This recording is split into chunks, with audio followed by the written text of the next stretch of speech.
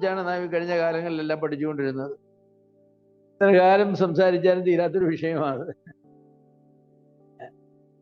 ഇന്ന് എന്താണ് സംസാരിക്കേണ്ടത് എന്ന് ഞാൻ ചിന്തിച്ചപ്പോൾ, ക്രിസ്ത്യ ജീവിതത്തിൽ ഒരുപാട് ആളുകൾ പരാജയപ്പെടുന്നു. അത് പരാജയപ്പെടണമെന്ന് ആഗ്രഹിക്കുന്നതുകൊണ്ടൊന്നുമല്ല, പരാജയപ്പെടുക. വിജയിക്കാനായിട്ട് അവരാഗ്രഹിക്കുന്നുണ്ട്, ചിലരൊക്കെ ആത്മാർത്ഥമായിട്ട് ആഗ്രഹിക്കുന്നുണ്ട്. പക്ഷെ എന്തുകൊണ്ടോ പരാജയപ്പെടുന്നു. പൗലോസ് പറഞ്ഞ പോലെ ആഗ്രഹിക്കുന്ന നന്മയല്ല, ആഗ്രഹിക്കാത്ത തിന്മ ചെയ്തു പോകുന്നു എന്ന് പറഞ്ഞതുപോലെ ആഗ്രഹിക്കുന്ന വിജയമല്ല, ആഗ്രഹിക്കാത്ത പരാജയമാണ് പലപ്പോഴും വരുന്നത്. എന്നാൽ വാസ്തവത്തിൽ ക്രിസ്ത്യ ജീവിതം എന്ന് പറയുന്നത് ഒരു കാരണവശാലും പരാജയപ്പെടേണ്ട ആവശ്യമില്ലാത്തൊരു ജീവിതമാണ്. ഒരു കാരണവശാലും പരാജയപ്പെടാൻ ആവശ്യമില്ല. ക്രിസ്ത്യ ജീവിതത്തിൽ ആരെങ്കിലും പരാജയപ്പെടുന്നെങ്കിൽ അത് ദൈവ ഉത്തരവാദിയല്ല. പൗലോസ് അപ്പോസ്തലൻ ഒരിക്കൽ പറഞ്ഞു, നിങ്ങൾ ആരെങ്കിലും നശിച്ചു പോകുന്നെങ്കിൽ ഞാനതിന് ഉത്തരവാദിയല്ലെന്ന് പറഞ്ഞു. അതെ, നിങ്ങൾ ആരെങ്കിലും നശിച്ചു പോകുന്നെങ്കിൽ ഞാൻ ഉത്തരവാദിയല്ല. പൗലോസിന് ശുദ്ധമായ മനസാക്ഷി അക്കാര്യത്തിലുണ്ടായിരുന്നു. കാരണം താൻ ചെയ്യേണ്ടതെല്ലാം ചെയ്തിട്ടുണ്ട്. ഇനി ആളുകൾ നശിക്കുന്നെങ്കിൽ അത് അവരുടെ ഉത്തരവാദിത്വം എന്ന് പറഞ്ഞതുപോലെയാണ് ദൈവം ക്രിസ്തീയ ജീവിതത്തിൽ വിജയിക്കുവാൻ ആവശ്യമായതെല്ലാം നമുക്ക് വേണ്ടി ചെയ്തിട്ടുണ്ട്. ഇനി ആരെങ്കിലും നശിക്കുന്നെങ്കിൽ, പരാജയപ്പെടുന്നെങ്കിൽ അത് ദൈവത്തിന്റെ ഉത്തരവാദിത്വമാണ്, നമ്മുടെ ഉത്തരവാദിത്വം. പിന്നെ എന്തിനാണ് നാം ഇങ്ങനെ പരാജയപ്പെടുന്നത്? അതുകൊണ്ട് പരാജയപ്പെടുവാൻ ആവശ്യമില്ലാത്ത ഒരു രക്ഷാകര പദ്ധതിയാണ് ദൈവം നമുക്ക് നൽകിയിരിക്കുന്നത്. പരാജയപ്പെടുവാൻ ആവശ്യമില്ലാത്ത ഈ രക്ഷാകര പദ്ധതിയുടെ 4 പ്രധാന ഘടകങ്ങളെ കുറിച്ചാണ് ഞാൻ ഇന്ന് നിങ്ങളോട് പറയുന്നത്. 4 പ്രധാനമായിരിക്കുന്ന ഘടകങ്ങൾ അതിനുണ്ട്. വേറൊരു വിധത്തിൽ പറഞ്ഞാൽ 3 അതിപ്രധാനമായിരിക്കുന്ന പ്രമാണങ്ങളിലാണ് നമ്മുടെ ക്രിസ്ത്യ ജീവിതം, നമ്മുടെ രക്ഷ ഉറപ്പിച്ചിരിക്കുന്നത്. ഒന്ന്, ദൈവത്തിന് തെരഞ്ഞെടുപ്പ്. നമുക്കറിയാം, ലോകസ്ഥാപനത്തിന് മുൻപേ ദൈവം നമ്മെ തിരഞ്ഞെടുത്തു എന്ന് പറയുമ്പോൾ പിന്നെ നശിച്ചു പോകേണ്ട ഒരു കാര്യവുമില്ല. നമ്മൾ ഇല്ലാതിരുന്നപ്പോഴാണ് നമ്മൾ തിരഞ്ഞെടുത്തത്. അപ്പൊ പിന്നെ നശിച്ചു പോകേണ്ട കാര്യമില്ലല്ലോ. രണ്ടാമത്, ദൈവത്തിന്റെ കൽപ്പനകൾ നമുക്ക് തന്നിട്ടുണ്ട്, ധാരാളം കൽപ്പനകൾ. അതനുസരിച്ചാൽ മതി, നശിച്ചു പോകേണ്ട ഒരു കാര്യമില്ല. ദൈവം പറയുന്നത് കേട്ടാൽ ആരും നശിച്ചു പോകില്ല. ദൈവം പറയുന്നത് കേൾക്കാൻ ഇത്രയും പ്രയാസമാണോ? അനുസരിക്കാൻ പ്രയാസമുള്ള കൽപ്പനയാണോ ദൈവം തന്നത്? ഏത് കൽപ്പന അനുസരിക്കാൻ പ്രയാസം? ഒരു കൽപ്പന അനുസരിക്കാൻ പ്രയാസമില്ല. മൂന്നാമത്, അനുസരിക്കുന്നവർക്ക് ദൈവം അനുഗ്രഹം തന്നിട്ടുണ്ട്. അപ്പോൾ അനുസരിക്കുക, അനുഗ്രഹം പ്രാപിക്കുക. പിന്നെ ഇവിടെ നശിച്ചു പോകാൻ കാരണം? അപ്പോൾ ഈ വിലയേറിയ പ്രമാണങ്ങളിൽ മേലാണ് ദൈവം നമ്മുടെ രക്ഷയെ ഉറപ്പിച്ചിരിക്കുന്നത്. അതുകൊണ്ട് തന്നെ നമുക്ക് പരാജയപ്പെടേണ്ട യാതൊരു കാര്യവുമില്ല. പക്ഷെ പിന്നെ എന്താ പരാജയപ്പെടുന്നത്? ഈ രണ്ടാമത്തെ പ്രമാണം നാം പാലിക്കുന്നില്ല. അതെന്താണ്? അനുസരണം എന്ന് പറയുന്ന പ്രമാണം. ദൈവം നമ്മെ തിരഞ്ഞെടുത്ത് നമുക്ക് ഒരുപാട് കൽപ്പനകളും വാഗ്ദത്തങ്ങളും തന്നിട്ടുണ്ട്. പക്ഷെ നാം അനുസരിക്കുന്നില്ല. അനുസരിക്കാത്തവർക്ക് അനുഗ്രഹമില്ല, അനുസരിക്കുന്നവർക്ക് മാത്രമേ അനുഗ്രഹമുള്ളൂ. ന്യായപ്രമാണത്തിന്റെ കീഴെ ജീവിച്ച പഴയ നിയമ വിശ്വാസത്തിൽ പരാജയപ്പെട്ട് നമുക്ക് മനസ്സിലാക്കാം. കാരണം എന്താ? പൗലോസ് അപ്പോസ്തലൻ പറയുന്ന പോലെ ചെയ്യുവാൻ കഴിയുന്ന, അനുസരിക്കാൻ കഴിയുന്ന ഒരു പ്രമാണം അവർക്ക് കൊടുത്തിരുന്നെങ്കിൽ അവരനുസരിച്ച് കഴിഞ്ഞപ്പോഴേ അവർക്ക് കൊടുത്ത പ്രമാണം അനുസരിക്കാൻ കഴിയുന്ന പ്രമാണമല്ല. ആര് വിചാരിച്ചാലും നോക്കിയില്ല. മോശയ്ക്ക് പോലും സാധിച്ചില്ല. എന്തോ ഒരു വിശ്വസ്തനായിട്ട് മോശ ജീവിച്ചതാ. എന്നിട്ട് അവസാനം ഒരു നിമിഷം എന്ത് ചെയ്തു? തനിക്ക് തന്നെ കോപത്തെ നിയന്ത്രിക്കാനായിട്ട് കഴിഞ്ഞില്ല. കൽപ്പിക്കാൻ പറഞ്ഞ ആ സ്ഥലത്ത് താന് പാറയടിച്ചു, തീർന്നു. തനിക്ക് കനാനായിട്ട് പ്രവേശിക്കാൻ കഴിഞ്ഞില്ല. തന്റെ ക്രിസ്ത്യ ജീവിതം പരാജയപ്പെട്ടു പോയി. രക്ഷയൊന്നും പരാജയപ്പെട്ടില്ല, ക്രിസ്ത്യ ജീവിതം പരാജയപ്പെട്ടു പോയി. അത് അപ്പൊ ഞാൻ പറയുന്നത്, ന്യായപ്രമാണം മോശ മുഖാന്തരമാണ് നൽകിയത്. ആ മുഖാന്തരം നൽകിയ ആ മോശയ്ക്ക് പോലും ന്യായപ്രമാണം പാലിച്ച് അനുഗ്രഹം പ്രാപിക്കാനായിട്ട് കഴിഞ്ഞില്ല. അതുകൊണ്ടത് അനുസരിക്കാൻ കഴിയുന്ന ഒരു പ്രമാണമായിരുന്നില്ല. അത് ചെയ്യുന്ന മനുഷ്യൻ അതിനാൽ ജീവിക്കുമെന്നാണ് പഴയ പറയുന്നത്. പക്ഷെ ചെയ്യാൻ കഴിയാത്ത കൽപ്പനയാണ് താൻ. ആത്മാർത്ഥമായിട്ട് ആഗ്രഹിക്കുന്നവർക്ക് പോലും പൂർണ്ണമായി ചെയ്യാനായിട്ട് കഴിയില്ല. രസകരമായ ഒരു കാര്യം എന്ന് പറയുന്നത്, പഴയ നിയമത്തിലെ അവസാനത്തെ വാക്ക് ശാപം എന്ന വാക്കാണ്. Just take come and smite you with a curse എന്നാണ്. ഞാൻ പലപ്പോഴും വിചാരിക്കാറുണ്ട്, മലാക്കി പർവ്വതത്തിന്റെ അവസാനത്തെ വാക്ക് ഈ കേഴ്സ് എന്നുള്ള വാക്ക് ഉപയോഗിക്കാതെ വേറെ ഏതെങ്കിലും വാക്ക് ഉപയോഗിച്ചിരുന്നെങ്കിൽ. എന്നാൽ പുതിയ നിയമത്തിന്റെ അവസാനത്തെ വാക്ക് ആമേൻ എന്നുള്ളതാണ്, അനുഗ്രഹീതമായൊരു വാക്ക്. അതാ അബദ്ധം ഞാൻ ഉണ്ടായതല്ല. പഴയ നിയമം നമുക്ക് അനുസരിക്കാനായിട്ട് കഴിയുകയില്ല. പഴയ നിയമം തന്നത് എന്തിനാണ്? മനുഷ്യനെ പാപത്തെക്കുറിച്ച് ബോധം വരുത്താനാണ്. ഡോക്ടറുടെ പോയി ഡോക്ടറെ വാ തുറക്കാൻ പറഞ്ഞു, ഒരു തെർമോമീറ്റർ വായി വെച്ചു. എത്ര നേരം വായി തെർമോമീറ്റർ വെച്ചുകൊണ്ടിരുന്നാലോ പനി പോവും? ഒരു ദിവസം മുഴുവൻ വെച്ചുകൊണ്ടിരുന്ന പനി പോവും? ഇല്ല. തെർമോമീറ്റർ തന്നെന്തിനാണ്? പനി ഉണ്ടോന്ന് അറിയാനാ. ന്യായപ്രമാണം തന്നത് എന്തിനാന്ന് ചോദിച്ചാൽ നമുക്ക് ഭാവിയാണ് നമ്മളെ ബോധ്യപ്പെടുത്താൻ വേണ്ടിയാണ്, നമുക്ക് ടെമ്പറേച്ചർ ഉണ്ടെന്ന് ബോധ്യപ്പെടുത്താൻ വേണ്ടിയാണ്. അപ്പൊ ന്യായപ്രമാണം പാലിച്ചുകൊണ്ടിരുന്ന ആർക്ക് രക്ഷപ്പെടാൻ സാധിക്കില്ല, ആർക്ക് സാധിക്കില്ല. ഡോക്ടർ ചെവി സ്റ്റെതസ്കോപ്പ് ഒക്കെ ഇട്ട് നമ്മുടെ നെഞ്ചത്ത് വെച്ചിട്ട് പറഞ്ഞു ശ്വസിക്കെന്ന് പറഞ്ഞു. 10 മണിക്കൂർ ശ്വസിപ്പിച്ചാൽ നമ്മുടെ ലങ്സിന്റെ അകത്തെ നീർക്കെട്ട് പോവോ? കഫക്കെട്ട് പോവോ? പോവില്ല. ഡോക്ടർ പറയും നിങ്ങൾക്ക് കഫക്കെട്ട് ഉണ്ടെന്ന് പറയും, അത് ബോധ്യമാകുന്നേ ഉള്ളൂ. നമ്മളെ ബോധ്യപ്പെടുത്താനാണ്. ഉള്ള ലാബിലെല്ലാം കയറി ഇറങ്ങി ബ്ലഡ് ടെസ്റ്റ് ചെയ്താൽ രോഗം പോവോ? പോകില്ല. കുറെ രോഗങ്ങളുണ്ടെന്ന് ബോധ്യപ്പെടുത്തും. ന്യായപ്രമാണം എന്ന് പറയുന്നത് അതിനുവേണ്ടി തന്നതാ, നമ്മളെ ഭാവിയാണെന്ന് ബോധ്യപ്പെടുത്താൻ വേണ്ടിയാണ്. അപ്പോൾ ആത്മാർത്ഥമായിട്ട് ടെസ്റ്റ് നടത്തിയാൽ ആത്മാർത്ഥമായിട്ട് ബോധ്യമാകും എന്ത് നമ്മള് ഭാവികളാണ്. എത്രത്തോളം ആത്മാർത്ഥമായിട്ട് ടെസ്റ്റ് നടത്തും അത്രത്തോളം ബോധ്യമാകും ആത്മസീന. പഴയ നിയമം എത്ര ആത്മാർത്ഥമായിട്ട് പാലിക്കാനായിട്ട് ശ്രമിക്കുന്നു അത്രത്തോളം നിങ്ങൾക്ക് എന്ത് ബോധ്യമാകും? ഐ ആം എ സിന്നർ, എന്നെ കൊണ്ടിത് സാധിക്കയില്ല, ഞാൻ വിചാരിച്ചാൽ ഇത് നടക്കുകയില്ല എന്ന് ബോധ്യമാകും. അപ്പോൾ അത് ബോധ്യമായിട്ടാണ് പിന്നെ ഡോക്ടറുടെ അടുക്കലേക്ക് പോകും. ടെസ്റ്റ് കഴിഞ്ഞാൽ ഡോക്ടറുടെ അടുക്കലേക്ക് പോകും. പഴയ നിയമം എന്താ പറയുന്നത്?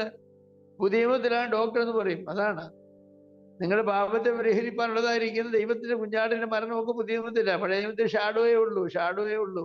ഒരിക്കലും പൂർത്തി വരാത്തതായിരിക്കുന്ന യാഗങ്ങൾ എന്നാണ്. ഒരിക്കലും പൂർത്തി വരാത്ത യാഗങ്ങളാണ്. ആ യാഗങ്ങൾ ആവർത്തിച്ചുകൊണ്ടിരുന്ന വല്ല പ്രയോജനം ഉണ്ടോയില്ല. പുതിയ നിയമത്തിൽ അങ്ങനെയാണ്, ഏകയാഗത്താൽ സദാകാലത്തെ.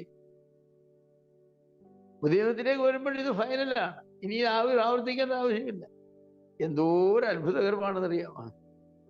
പഴയ നിയമ വിശ്വാസികൾ എന്തോരം കിടന്ന് ശ്രമിച്ചു, ഉപവാസം എടുക്കുകയും തന്നെ കഷ്ടപ്പെടുത്തുകയും എന്തെല്ലാം കാര്യങ്ങൾ ചെയ്യുന്നു. അവസാനം അവർ പറഞ്ഞു സാധിക്കില്ല.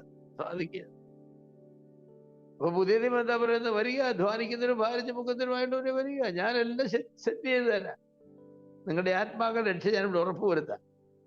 അപ്പോൾ അതുകൊണ്ട് പുതിയ നിയമ വിശ്വാസികളായിരിക്കും നമുക്ക് പരാജയപ്പെടേണ്ട ആവശ്യമില്ല. പഴയ നിയമ വിശ്വാസികൾക്ക് പരാജയപ്പെടുന്നതിന് ന്യായമുണ്ട്.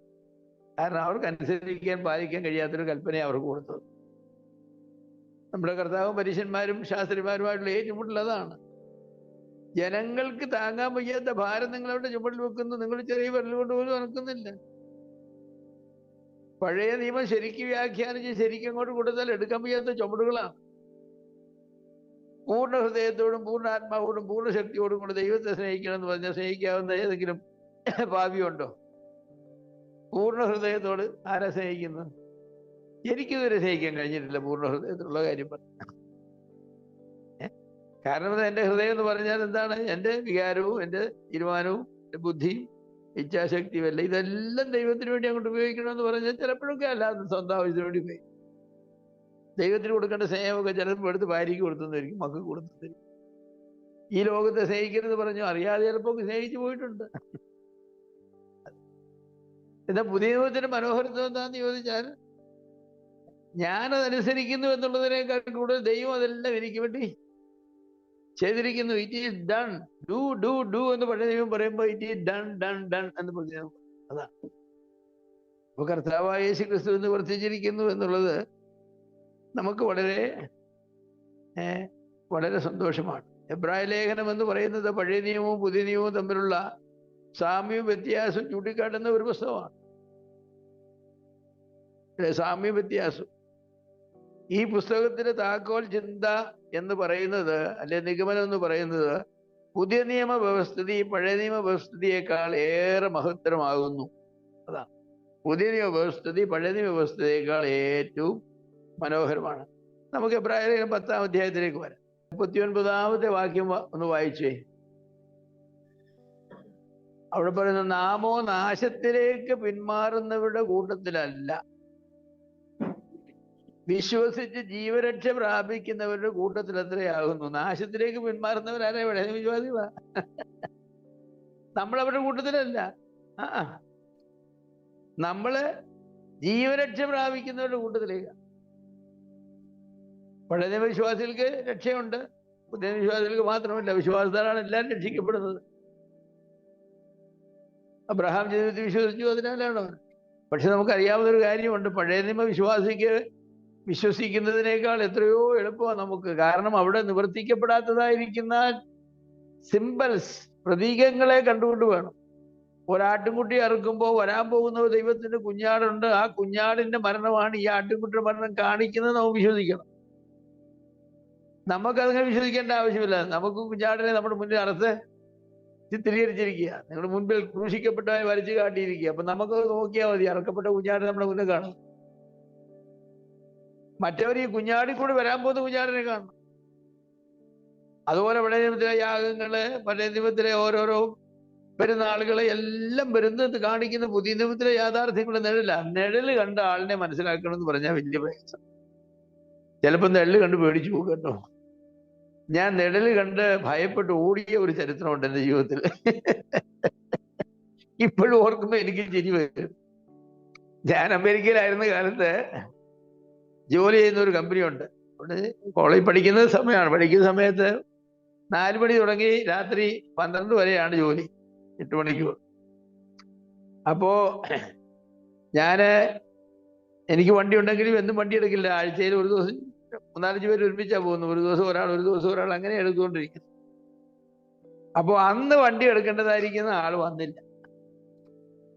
അപ്പൊ അങ്ങോട്ടൊക്കെ പറ്റി ഇങ്ങോട്ട് തിരിച്ചു വരാൻ രാത്രി 12 മണിയായപ്പോൾ വണ്ടി ഒന്നുമില്ല. ഒരു 8 കിലോമീറ്റർ നടക്കണം രാത്രി 12 മണിക്ക്. അപ്പൊ നടന്നു പോരുന്നതിന്റെ ഒരു വഴി എന്ന് പറഞ്ഞാല്, ഞാൻ ഏതെങ്കിലും ആളുകളെ കുറ്റം പറയല്ല, ഈ കറുത്ത വർഗ്ഗക്കാർ ജീവിക്കുന്ന ഒരു സ്ഥലമാണ്. അതിലൂടെ പകൽ പോലും പോകാൻ പേടിയാ. പകൽ പോയാൽ പോലും അവർ പിടിച്ചു പറിക്കുകയും കൊല്ലുകയും ചെയ്യും. അപ്പൊ ഈ രാത്രി 12 മണി 1 മണിയായ സമയത്ത് അതിലൂടെ തന്നെ പോരുക എന്ന് പറയുന്നത് ഭയങ്കര ഭയവും ബുദ്ധിമുട്ടുള്ള ഒരു സമയം. പക്ഷെ പോരായിരിക്കാനും ഒന്നുമില്ല. അപ്പൊ ഈ നടന്നു വരുന്ന ഒരു ഭാഗത്ത് മുകളിൽ കൂടെ നിങ്ങൾ പടത്തിലൊക്കെ കാണുമായിരിക്കും, ഹൈവേ അങ്ങോട്ടും ഇങ്ങോട്ടും പോകുന്നു. അതുപോലെ ഒരു 10-20 ഹൈവേ പാലങ്ങൾ, മേൽപ്പാലങ്ങൾ അങ്ങോട്ടും ഇങ്ങോട്ടും പോയിക്കൊണ്ടിരിക്കുന്ന സ്ഥലമാണ്. അതിന്റെ എല്ലാം കീഴിൽ ലൈറ്റ് ഉണ്ട്. അപ്പോ ഈ ലൈറ്റുകളെല്ലാം നമ്മുടെ ഷാഡോ, നമ്മുടെ നിഴലുകൾ അടിക്കുന്നത്. അപ്പൊ ഞാനിങ്ങനെ തിരിഞ്ഞു നോക്കി, ആരെങ്കിലും നമ്മളെ ഫോളോ ചെയ്ത് നോക്കിയപ്പോൾ ഒരു കറമ്പൻ നമ്മുടെ പുറകെ വരുന്നുണ്ട്.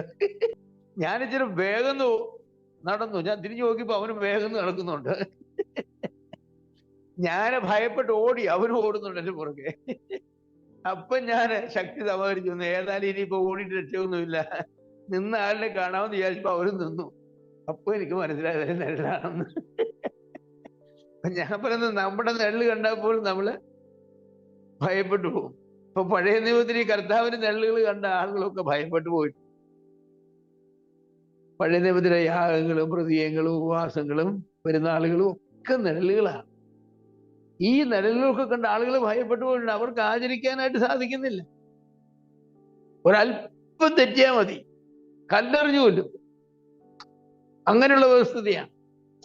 പക്ഷേ നാമോ നാശത്തിലേക്ക് പിന്മാറുന്നവരുടെ കൂട്ടത്തിലല്ല, പിന്നെ വിശ്വസിച്ച് ജീവരക്ഷ പ്രാപിക്കുന്നവരുടെ കൂട്ടത്തിൽ എത്രയാകുന്നു. നമ്മൾ ഈ പുതിയ നിയമത്തിലേക്ക് വന്നപ്പോൾ നമുക്ക് എല്ലാം യാഥാർത്ഥ്യമാണ്. നമ്മൾ പുറമോട്ട് നോക്കി കർത്താവായ യേശുക്രിസ്തു വിശ്വസിക്കുന്നു. സ്റ്റോക്കും ബോണ്ടും ഒക്കെ വാങ്ങിക്കുന്ന ആളുകളൊന്നും ഇവിടെ ഇല്ലെന്ന് എനിക്ക് തോന്നി. ചിലപ്പോൾ കാണുമായിരിക്കും, എനിക്കറിയില്ല. അതൊക്കെ വാങ്ങുന്ന ആളുകളാണെന്നേ അറിയാൻ. നിങ്ങളിപ്പോൾ കടപ്പത്രങ്ങൾ ഗവൺമെന്റ് പുറപ്പെടുവിക്കും. 5 കൊല്ലത്തെ കടപ്പത്രം, 1000 രൂപയുടെ കടപ്പത്രം എടുത്താൽ 5 കൊല്ലം കഴിയുമ്പോൾ 1500 രൂപ കിട്ടും, 2000 രൂപ. അപ്പൊ ആളുകൾ പോയി കടപ്പത്രം വാങ്ങും. ഈ കടപ്പത്രം വാങ്ങുമ്പോൾ വെറും ഒരു പേപ്പറാണ് കിട്ടുന്നത്, നമ്മുടെ പേരെഴുതിയ ഒരു പേപ്പർ. ഒരു ഡേറ്റ് കാണും, 5 കൊല്ലം കഴിഞ്ഞ ഡേറ്റ്. ഈ ഡേറ്റിൽ ഈ പേപ്പറും കൊണ്ട് വരുന്ന ആൾക്ക് 1 ലക്ഷത്തിന് കടപ്പത്രം വന്നാൽ 5 ലക്ഷം രൂപ കൊടുക്കാം എന്ന് പ്രോമിസ് ചെയ്തിട്ടുണ്ട്. ഇതേ ഉള്ളൂ. ആ പേപ്പറിന് ഒരു വിലയുമില്ല, 5 പൈസയുടെ വില പോലും ഇല്ല. അപ്പൊ ഈ കടപ്പത്രം എടുത്തുകൊണ്ട് ഞാൻ 5 കൊല്ലം കഴിയുമ്പോൾ 10 ലക്ഷം രൂപയുടെ സ്വത്തുകാരനായിരിക്കും നമ്മൾ പറഞ്ഞാൽ, രസകരമായ ഒരു കാര്യം എന്ന് പറയുന്നത്, ഈ ബോണ്ടിന്റെ സിസ്റ്റമേ ചിലപ്പോൾ ഫെയിലായി പോകും. അത് പരാജയപ്പെട്ടു പോയാണ്. കടപ്പത്രത്തിന്റെ പരിപാടി പരാജയപ്പെട്ടു പോയി. കടപ്പത്രത്തിൽ മുതൽ മുടക്കി ആർക്കും 10 പൈസ കിട്ടും, വലിച്ചു കയറി കളയുള്ളൂ. അപ്പൊ ഈ പഴയ നിയമത്തിലെ ഈ കടപ്പത്രങ്ങളാണ് ഇവരെല്ലാം. കർത്താവായ യേശു ക്രിസ്തു ഏതെങ്കിലും കാലത്ത് വന്ന് കാൽവറി മരിക്കുമ്പോൾ ഞാൻ അവിടെ വിശ്വസിക്കുള്ളാവെന്ന് പറഞ്ഞാണ് ഈ ആടിനെ അറക്കുന്നത്. അങ്ങനെ ആടിനെ അറക്കുന്നവൻ ചില ദിവസമാവും എന്ത് പറയുന്നറിയാമോ? ഒന്നും വിശ്വസിക്കില്ല. പണ്ട് ഒരു സ്ഥലത്ത് ഒരു സ്നാന ശുശ്രൂഷ നടത്തിയത് ഓർക്കുന്നുണ്ട്. ഞാനല്ല, വേറെ ആളാ. അപ്പൊ വെള്ളത്തിലിറങ്ങി നിന്നു. വെള്ളത്തിനിട്ട് തണുപ്പുള്ളായിരുന്നു. വെള്ളത്തിലിറങ്ങി നിന്നിട്ട് അദ്ദേഹത്തോട് ചോദിച്ചു, മത്തായി സഹോദരൻ കർത്താവായ യേശു ക്രിസ്തുവിന്റെ പാവങ്ങൾക്ക് വേണ്ടി മരിച്ചു എന്ന് വിശ്വസിക്കുന്നതിന് പറഞ്ഞൊരു കുന്തവും വിശ്വസിക്കത്തില്ലെന്ന് പറഞ്ഞു. അങ്ങനെ പറഞ്ഞു, ഞാനൊരു കുന്തവും വിശ്വസിക്കുന്നില്ല. മുക്കുന്നേ മുക്കിക്കൊള്ളാം, ഇപ്പൊ ഞാൻ കയറി പോകുന്നു. മുക്കുന്നേ മുക്കണം ഇപ്പൊ കയറി. കാരണം എന്താണെന്നറിയോ? വെള്ളത്തിന് തണുപ്പ് കൂടി പോയി. പ്രായമുള്ള ആളാ, അദ്ദേഹത്തിനും അതിന്റെ അന്തത്തിന് വരയ്ക്കാൻ തുടങ്ങി. എന്ന് പറഞ്ഞ മുക്കുന്നേ മുക്കണം, ചോദ്യം ചോദിച്ചുകൊണ്ടിരിക്കുക, അല്ലെ ഞാനിപ്പോ കയറി പോകുന്നു. അപ്പൊ ഈ കടപ്പത്രം വാങ്ങുന്ന ചില ആളുകളുടെ കാര്യമൊക്കെ ഇതുപോലൊക്കെയാണ് അവരുടെ മാനസിക അവസ്ഥ എന്ന് പറയുന്നത്. എത്ര കാലമായി എല്ലാ വർഷവും ആടിനെ അറുത്തോണ്ടിരിക്കുക, ബസ്സാ കുഞ്ഞാടിനെ അറുത്തോണ്ടിരിക്കുക. നമ്മുടെ ബസ്സാ കുഞ്ഞാട് അറുക്കപ്പെട്ടു എന്ന് പറയാനുള്ള കാലം ഇനി എന്നാ? നമ്മൾ എന്താ പറയുന്നത്? നമ്മുടെ ബസ്സാ കുഞ്ഞാട് അറുക്കപ്പെട്ടു എന്നാ പറയുന്നത്. യാഥാർത്ഥ്യം എന്ന് പറയുന്നത് അതാണ്. നമുക്കത് റിയൽ ഫോർ ആസ്. അവർക്കത് റിയൽ ആയിരുന്നു ചോദിച്ചാൽ, കുഞ്ഞാട് റിയൽ ആയിരുന്നെങ്കിലും ആ കുഞ്ഞാടിന് പിറകിലുള്ളതായിരിക്കുന്ന മുൻപിൽ വരുന്നതായിരിക്കുന്ന കർത്താവായ യേശു ക്രിസ്തു ദൈവത്തിന്റെ കുഞ്ഞാട്, അത് അവരുടെ പ്രതീക്ഷയുടെ ഒരു ഭാഗമായിരുന്നു. അപ്പൊ നിവൃത്തിയായ യാഗത്തിൽ വിശ്വസിക്കുന്ന നാമും നിവൃത്തിയാകും ആകാൻ പോകുന്ന യാഗത്തിൽ വിശ്വസിക്കുന്ന അവർ നമ്മൾ വിശ്വസിച്ചാൽ ഒരുപോലെ ഉള്ളൂ. പക്ഷെ അവർക്ക് വിശ്വസിക്കാൻ വളരെ വളരെ പ്രയാസം. നമുക്ക് വിശ്വസിക്കാതിന് പ്രയാസമില്ല. ജവഹർലാൽ നെഹ്റു ഇന്ത്യയുടെ പ്രൈം മിനിസ്റ്റർ ആയിരുന്നു എന്ന് വിശ്വസിക്കാൻ നമുക്ക് എന്ത് പ്രയാസമാണ്? എന്നാൽ ജവഹർലാൽ നെഹ്റുവിന്റെ ഒരു കൊച്ചു മകൻ ഇനി 100 കൊല്ലം കഴിയുമ്പോൾ ഇന്ത്യയുടെ പ്രൈം മിനിസ്റ്റർ ആയിരിക്കുമെന്ന് വിശ്വസിക്കാൻ നമുക്ക് പ്രയാസമാണ്, അല്ലേ? ജവഹർലാൽ നെഹ്റു പ്രധാനമന്ത്രി ആയിരുന്ന കാലത്ത് ഈ ജവഹർലാൽ നെഹ്റുവിന്റെ കൊച്ചുമകനാണെന്നല്ല ഇപ്പോഴത്തെ ഓപ്പോസിഷൻ ലീഡർ, എന്തോ പേര്, രാഹുൽ ഗാന്ധി.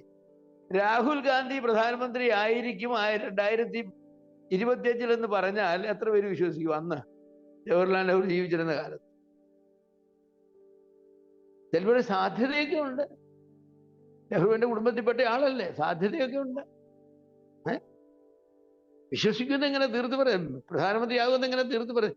അതുപോലെയാണ് ഈ പഴയ നിയമത്തിലെ 2000 യാഗങ്ങൾ കഴിച്ചുകൊണ്ടിരിക്കുന്നു. ദൈവം ഒരു ദിവസം തന്റെ കുഞ്ഞാടിനെ ഭൂമിയിലേക്ക് വിടും, കുഞ്ഞാട് അറുക്കപ്പെടും, നമ്മുടെ പാപത്തിന് പരിഹാരമായിരിക്കും എന്നൊക്കെ അന്ന് പ്രസംഗിക്കുമ്പോ ചില ആളുകളെങ്കിലും പറയും, അതൊക്കെ വിശ്വസിക്കണമെങ്കിൽ ഒരുപാട് വിശ്വാസം വേണം, ഒരുപാട് വിശ്വാസം വേണം. നമ്മൾ എന്ത് ഭാഗ്യശാലികളാണെന്നറിയാമോ? നമ്മൾ ചരിത്രത്തിലേക്ക് തിരിഞ്ഞു നോക്കി കഴിഞ്ഞ യാഥാർത്ഥ്യം വിശ്വസിക്കുന്നത്. അവർ ചരിത്രത്തിലേക്ക് മുന്നോട്ട് നോക്കി വിശ്വസിക്കണം. ആദം പാപം ചെയ്തപ്പം ദൈവം വന്നു ഒരു കുഞ്ഞാടിനെ കൊന്നു, അവരെ പിടിപ്പിച്ചല്ലോ. ഒരുപാട് കാര്യമൊന്നും അതിനെക്കുറിച്ച് പറഞ്ഞിട്ടില്ലെങ്കിലും കുഞ്ഞാടിനെ കൊന്നപ്പം ദൈവം പറഞ്ഞത് എന്താണ്? ചരിത്രത്തിൽ ഒരു ദിവസം ദൈവത്തിന്റെ കുഞ്ഞാട് ഇതുപോലെ അറുക്കപ്പെടും, നിങ്ങളുടെ പാപത്തിന് വേണ്ടി നിങ്ങളെ ഉടിപ്പിക്കാനായിട്ട്. ആദം ഹവ്വ അത് വിശ്വസിച്ചോ എന്ന് ചോദിച്ചാൽ ദൈവം നേരിട്ട് പറഞ്ഞതല്ലേ. അപ്പൊ അവർ വിശ്വസിച്ചു. അവർക്ക് ദൈവം നേരിട്ട് പറഞ്ഞതായിരിക്കുന്ന കാര്യം വിശ്വസിക്കാൻ എളുപ്പമാണോ? എളുപ്പമല്ല. കാരണം എന്താ? തിന്നുന്നാൾ മരിക്കുമെന്ന് പറഞ്ഞ് വിശ്വസിച്ചോ? തിന്നുന്നാൾ മരിക്കുമെന്ന് പറഞ്ഞിട്ട് വിശ്വസിച്ചില്ലല്ലോ. അപ്പൊ പിന്നെ ഒരു ദിവസം ദൈവത്തിന്റെ കുഞ്ഞാട് നിങ്ങൾ പാവങ്ങൾക്ക് വേണ്ടി വരുമെന്ന് പറഞ്ഞാൽ അവരെന്ത് പറയും? കാണാം, പാർക്കല, എന്തെങ്കിലും കാണാം. അന്ന് ഞങ്ങൾ പോലെ ഈ ഭൂമി കാണൂ.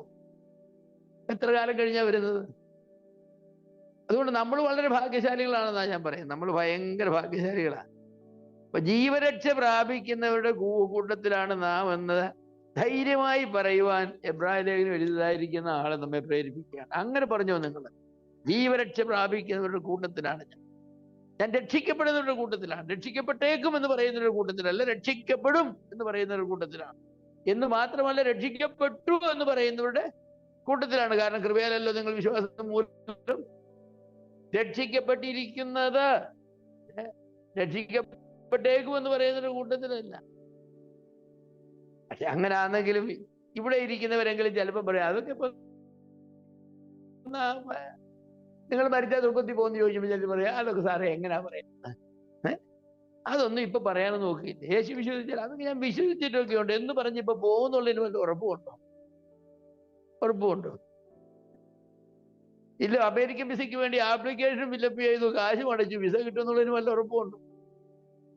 ഓരോ ഉറപ്പുമില്ല. അവർ പറയുന്നത് അതുപോലെ ഞാൻ ഫില്ലപ്പ് ചെയ്യണതെല്ലാം ചെയ്തെങ്കിലും അവിടുന്ന് ഇരിക്കുന്ന ആൾ എൻ്റെ ആപ്ലിക്കേഷൻ റിജക്ട് ചെയ്യാൻ വലിയ കാര്യമൊന്നും ഇല്ല. അവരുടെ ചിന്താഗതി ദൈവം അതുപോലെയാണ്. എൻ്റെ ആപ്ലിക്കേഷൻ ചിലപ്പോൾ ദൈവം എന്ത് ചെയ്യും? റിജക്ട് ചെയ്യും. ഇല്ല, ദൈവം റിജക്ട് ചെയ്യും. റിജക്ട് ചെയ്യുമെന്നല്ല ബൈബിളിൽ പറയുന്നത്. വിശ്വാസം എന്ന് പറയുന്ന ആ യാഥാർത്ഥ്യം നിങ്ങൾ ക്രിസ്തുവിൽ അർപ്പിച്ചിട്ടുണ്ടെങ്കിൽ കൃപയാലല്ലോ നിങ്ങൾ വിശ്വാസം മൂലം രക്ഷിക്കപ്പെട്ടിരിക്കുന്നത്. ചോദ്യം നിങ്ങൾ വിശ്വാസം അർപ്പിച്ചിട്ടുണ്ടോ എന്നുള്ളത്. അതുകൊണ്ടാണ് പൗലോസ് നിങ്ങൾ വിശ്വാസത്തിൽ തന്നെയോ എന്ന് നിങ്ങളെ തന്നെ പരിശോധിച്ച് നോക്കാൻ. വിശ്വസിക്കുന്നു എന്ന് പറയുന്നവരെല്ലാം വിശ്വസിക്കുന്നവരാണോ? രക്ഷിക്കുന്ന വിശ്വാസവും രക്ഷിക്കാത്ത വിശ്വാസവും ഉണ്ടോ? അത് വലിയ ചോദ്യങ്ങളാണ്. പക്ഷെ ഞാൻ പറയാം, പുതിയ വിശ്വാസികളായിരിക്കും നമുക്ക് കട്ടായ തീർത്തും പറയാനായിട്ട് എന്ത് കഴിയും? ഞാൻ രക്ഷിക്കപ്പെട്ടവരുടെ കൂട്ടത്തിലാണ്, ഞാൻ നിത്യജീവൻ പ്രാപിച്ചവരുടെ കൂട്ടത്തിലാണ്. 4 അതിപ്രധാന സത്യങ്ങളാണ് എഴുത്തുകാരൻ ഇവിടെ നമ്മുടെ രക്ഷ പക്ക ഡെഫിനിറ്റ് ആണ് എന്ന് പറയാനായിട്ട് ഉപയോഗിക്കുന്നത്. 10-ാം അധ്യായത്തിന്റെ 1 മുതൽ 18 വരെയുള്ളതായിരിക്കുന്ന വാക്യങ്ങളിൽ പാപത്തിന്റെ പ്രശ്നപരിഹാരം എന്നേക്കുമായി പുതിയ നിയമ വ്യവസ്ഥതയിൽ യാഥാർത്ഥ്യമായിരിക്കുന്നു എന്നാണ് പറയുന്നത്. 10-ാമത്തെ വാക്യം ഒന്ന് വായിച്ച ആരെങ്കിലും? യേശു ക്രിസ്തു ഒരിക്കലായി കഴിച്ച, വൺസ് ഫോർ എവർ, അതാണ് അതിന്റെ നിശ്ചയം എന്ന് പറയുന്നത്. പഴയ നിയമത്തിൽ ഒരിക്കലായി കഴിച്ച ഒരു പെസഹായാഗം പോരാ, ഒരിക്കലായി കഴിച്ചതായിരിക്കുന്ന യാഗങ്ങൾ പോരാ. ഓരോ പാപം ചെയ്യുമ്പോഴും എന്ത് ചെയ്യണം? യാഗം കഴിക്കണം. ഓരോ വർഷവും യാഗം കഴിക്കണം. മഹാപാപരിഹാര ബലിയിൽ ഓരോ വർഷവും ആവർത്തിക്കണം. പെസഹാ കുഞ്ഞാണ് ഓരോ വർഷവും ഇറങ്ങണം. മനുഷ്യൻ പാപം ചെയ്യുന്ന പാപത്തിന്റെ ഗൗരവം അനുസരിച്ച് അവൻ കുഞ്ഞാടിനെയോ പ്രാകുഞ്ഞിനെയോ ഒരുപടി ധാന്യപ്പൊടിയോ എന്തെങ്കിലും കൊണ്ട് കൊടുക്കണം. ആവർത്തിക്കപ്പെടുന്നതാണ്. അങ്ങനെ ആവർത്തിക്കപ്പെടും. ഒരു ജനിക്കുന്നത് തുടങ്ങി മരിക്കുന്നത് വരെ ആവർത്തിച്ചുകൊണ്ടിരിക്കണം. അതൊരിക്കലും പൂർത്തിയാകുകയില്ല. പക്ഷെ നമ്മളെ പറ്റി പറയുന്നത് അങ്ങനെയല്ല, ഒരിക്കലായി. അതാണ് നമ്മുടെ രക്ഷയ്ക്ക് നമുക്ക് ഉറപ്പ് വരുന്നതായിരിക്കുന്ന കാര്യം, ഒരിക്കലായി. 12-ാമത്തെ വാക്യം വായിച്ച്, യേശുവോ പാപങ്ങൾക്ക് വേണ്ടി ഏകയാഗം. പഴയ നിയമത്തിൽ ഏകയാഗം എന്നൊരു ആശയമില്ല. ഉൽപ്പത്തി പുസ്തകത്തിൽ ആരംഭിച്ചതായിരിക്കുന്ന യാഗങ്ങൾ ആവർത്തിച്ചുകൊണ്ടേയിരുന്നു. എന്തോരാട്ടുകൊറ്റന്മാരുടെ രക്തം, കാളകളുടെ രക്തമാണെന്നറിയാമോ യെരൂശലേമിൽ ഒഴുക്കിയത്? എന്തോരാട്ടുകൊറ്റന്മാരുടെ രക്തം! അത് ദഹനയാഗമായും ഭോജനയാഗമായും കൂട്ടായ്മയാഗമായും ഒക്കെ എത്രയാണ്? 1,20,000 ആടുകളെയാണ് ശലോമോൻ അറുത്തത്. 1-2 1,20,000 ആടുകളെ അറുത്ത എന്തോ ഒരു ചോര കാണും. പിന്നെന്തോ ഒരു കാളന്മാരെ ഇറക്കും. ഇങ്ങനെ ഇറക്കുന്നു. പക്ഷെ പുതിയ യുഗത്തിലേക്ക് വരുമ്പോൾ എങ്ങനെയാണ്? യേശു ക്രിസ്തു ഒരിക്കലായി. അതാണ് ഒരൊറ്റ യാഗം കൊണ്ട് നമ്മുടെ രക്ഷയുടെ കാര്യം ശരിയായി. 14-ാമത്തെ വാക്യം വായിച്ച്, സദാകാലത്തേക്ക് സൽഗുണപൂർത്തി വരുത്തിയിരിക്കുന്നു. സദാകാലത്തേക്കും കണ്ടു നോക്കണോ? ഒരിക്കലായി കഴിച്ച യാഗം, ഏകയാഗം, സദാകാലത്തേക്കും സൽഗുണപൂർത്തി വരുത്തിയിരിക്കുന്നു. അപ്പൊ പിന്നെ നമുക്ക് രക്ഷയുണ്ടോ എന്ന് ചോദിച്ചാൽ നമ്മൾ എന്തിനായി കിടന്ന് പ്രയാസപ്പെടുന്നത്? നമ്മൾ ചെയ്ത എന്തെങ്കിലും കാര്യത്തെക്കുറിച്ചല്ല ഇവിടെ പറയുന്നത്. യേശുക്രിസ്തു ചെയ്ത കാര്യത്തെക്കുറിച്ചല്ലേ. എന്നിട്ട് എന്താ പറയുന്നത്? നമുക്ക് വരുത്തിയിരിക്കുന്നു, രക്ഷ വരുത്തിയിരിക്കുന്നു, സൽഗുണപൂർത്തി വരുത്തിയിരിക്കുന്നു, ശുദ്ധീകരണം വരുത്തിയിരിക്കുന്നു. പിന്നെ എന്തിനാ നാം ഭയപ്പെടുന്നത്? എന്തിനാ നാം ഭയപ്പെടുന്നത്? പുതിയ വിശ്വാസികളായിരിക്കും നമുക്ക് ഭയപ്പെടാനൊരു കാര്യവുമില്ല. രക്ഷയെ സംബന്ധിച്ച് ഭയപ്പെടേണ്ട കാര്യമില്ല. ഭയപ്പെടേണ്ട ഒത്തിരി വേറെ കാര്യങ്ങളുണ്ട്. രക്ഷിക്കപ്പെട്ടത് കൊണ്ട് ഭയപ്പെടേണ്ട ഒത്തിരി കാര്യങ്ങളുണ്ട്. അത് രക്ഷയെ സംബന്ധിച്ച് യഥാർത്ഥമായി വിശ്വസിച്ച ആളുകളാണെങ്കിൽ അവർക്ക് ഭയപ്പെടേണ്ട ആവശ്യം. അതുകൊണ്ട് എന്താ പറയുന്നത്? എന്നാൽ ഇവയുടെ മോചനം ഉള്ളയുടെ തിരിമേൽ പാപങ്ങൾക്ക് വേണ്ടി ഒരു യാഗവും ആവശ്യമില്ലല്ലോ എന്നാണ്. ഇനി ഒരു യാഗവും ആവശ്യമില്ലല്ലോ. നമ്മുടെ പാപപരിഹാരത്തിന് വേണ്ടി നാം ഇനി ഒരു കുഞ്ഞാടിനെയോ ഒരു പ്രാവിനെയോ ഒന്നിനെയോ യാഗം കഴിക്കേണ്ട ആവശ്യമില്ല. അങ്ങനെ ഒരു പ്രശ്നമേ ഉദിക്കുന്നില്ല.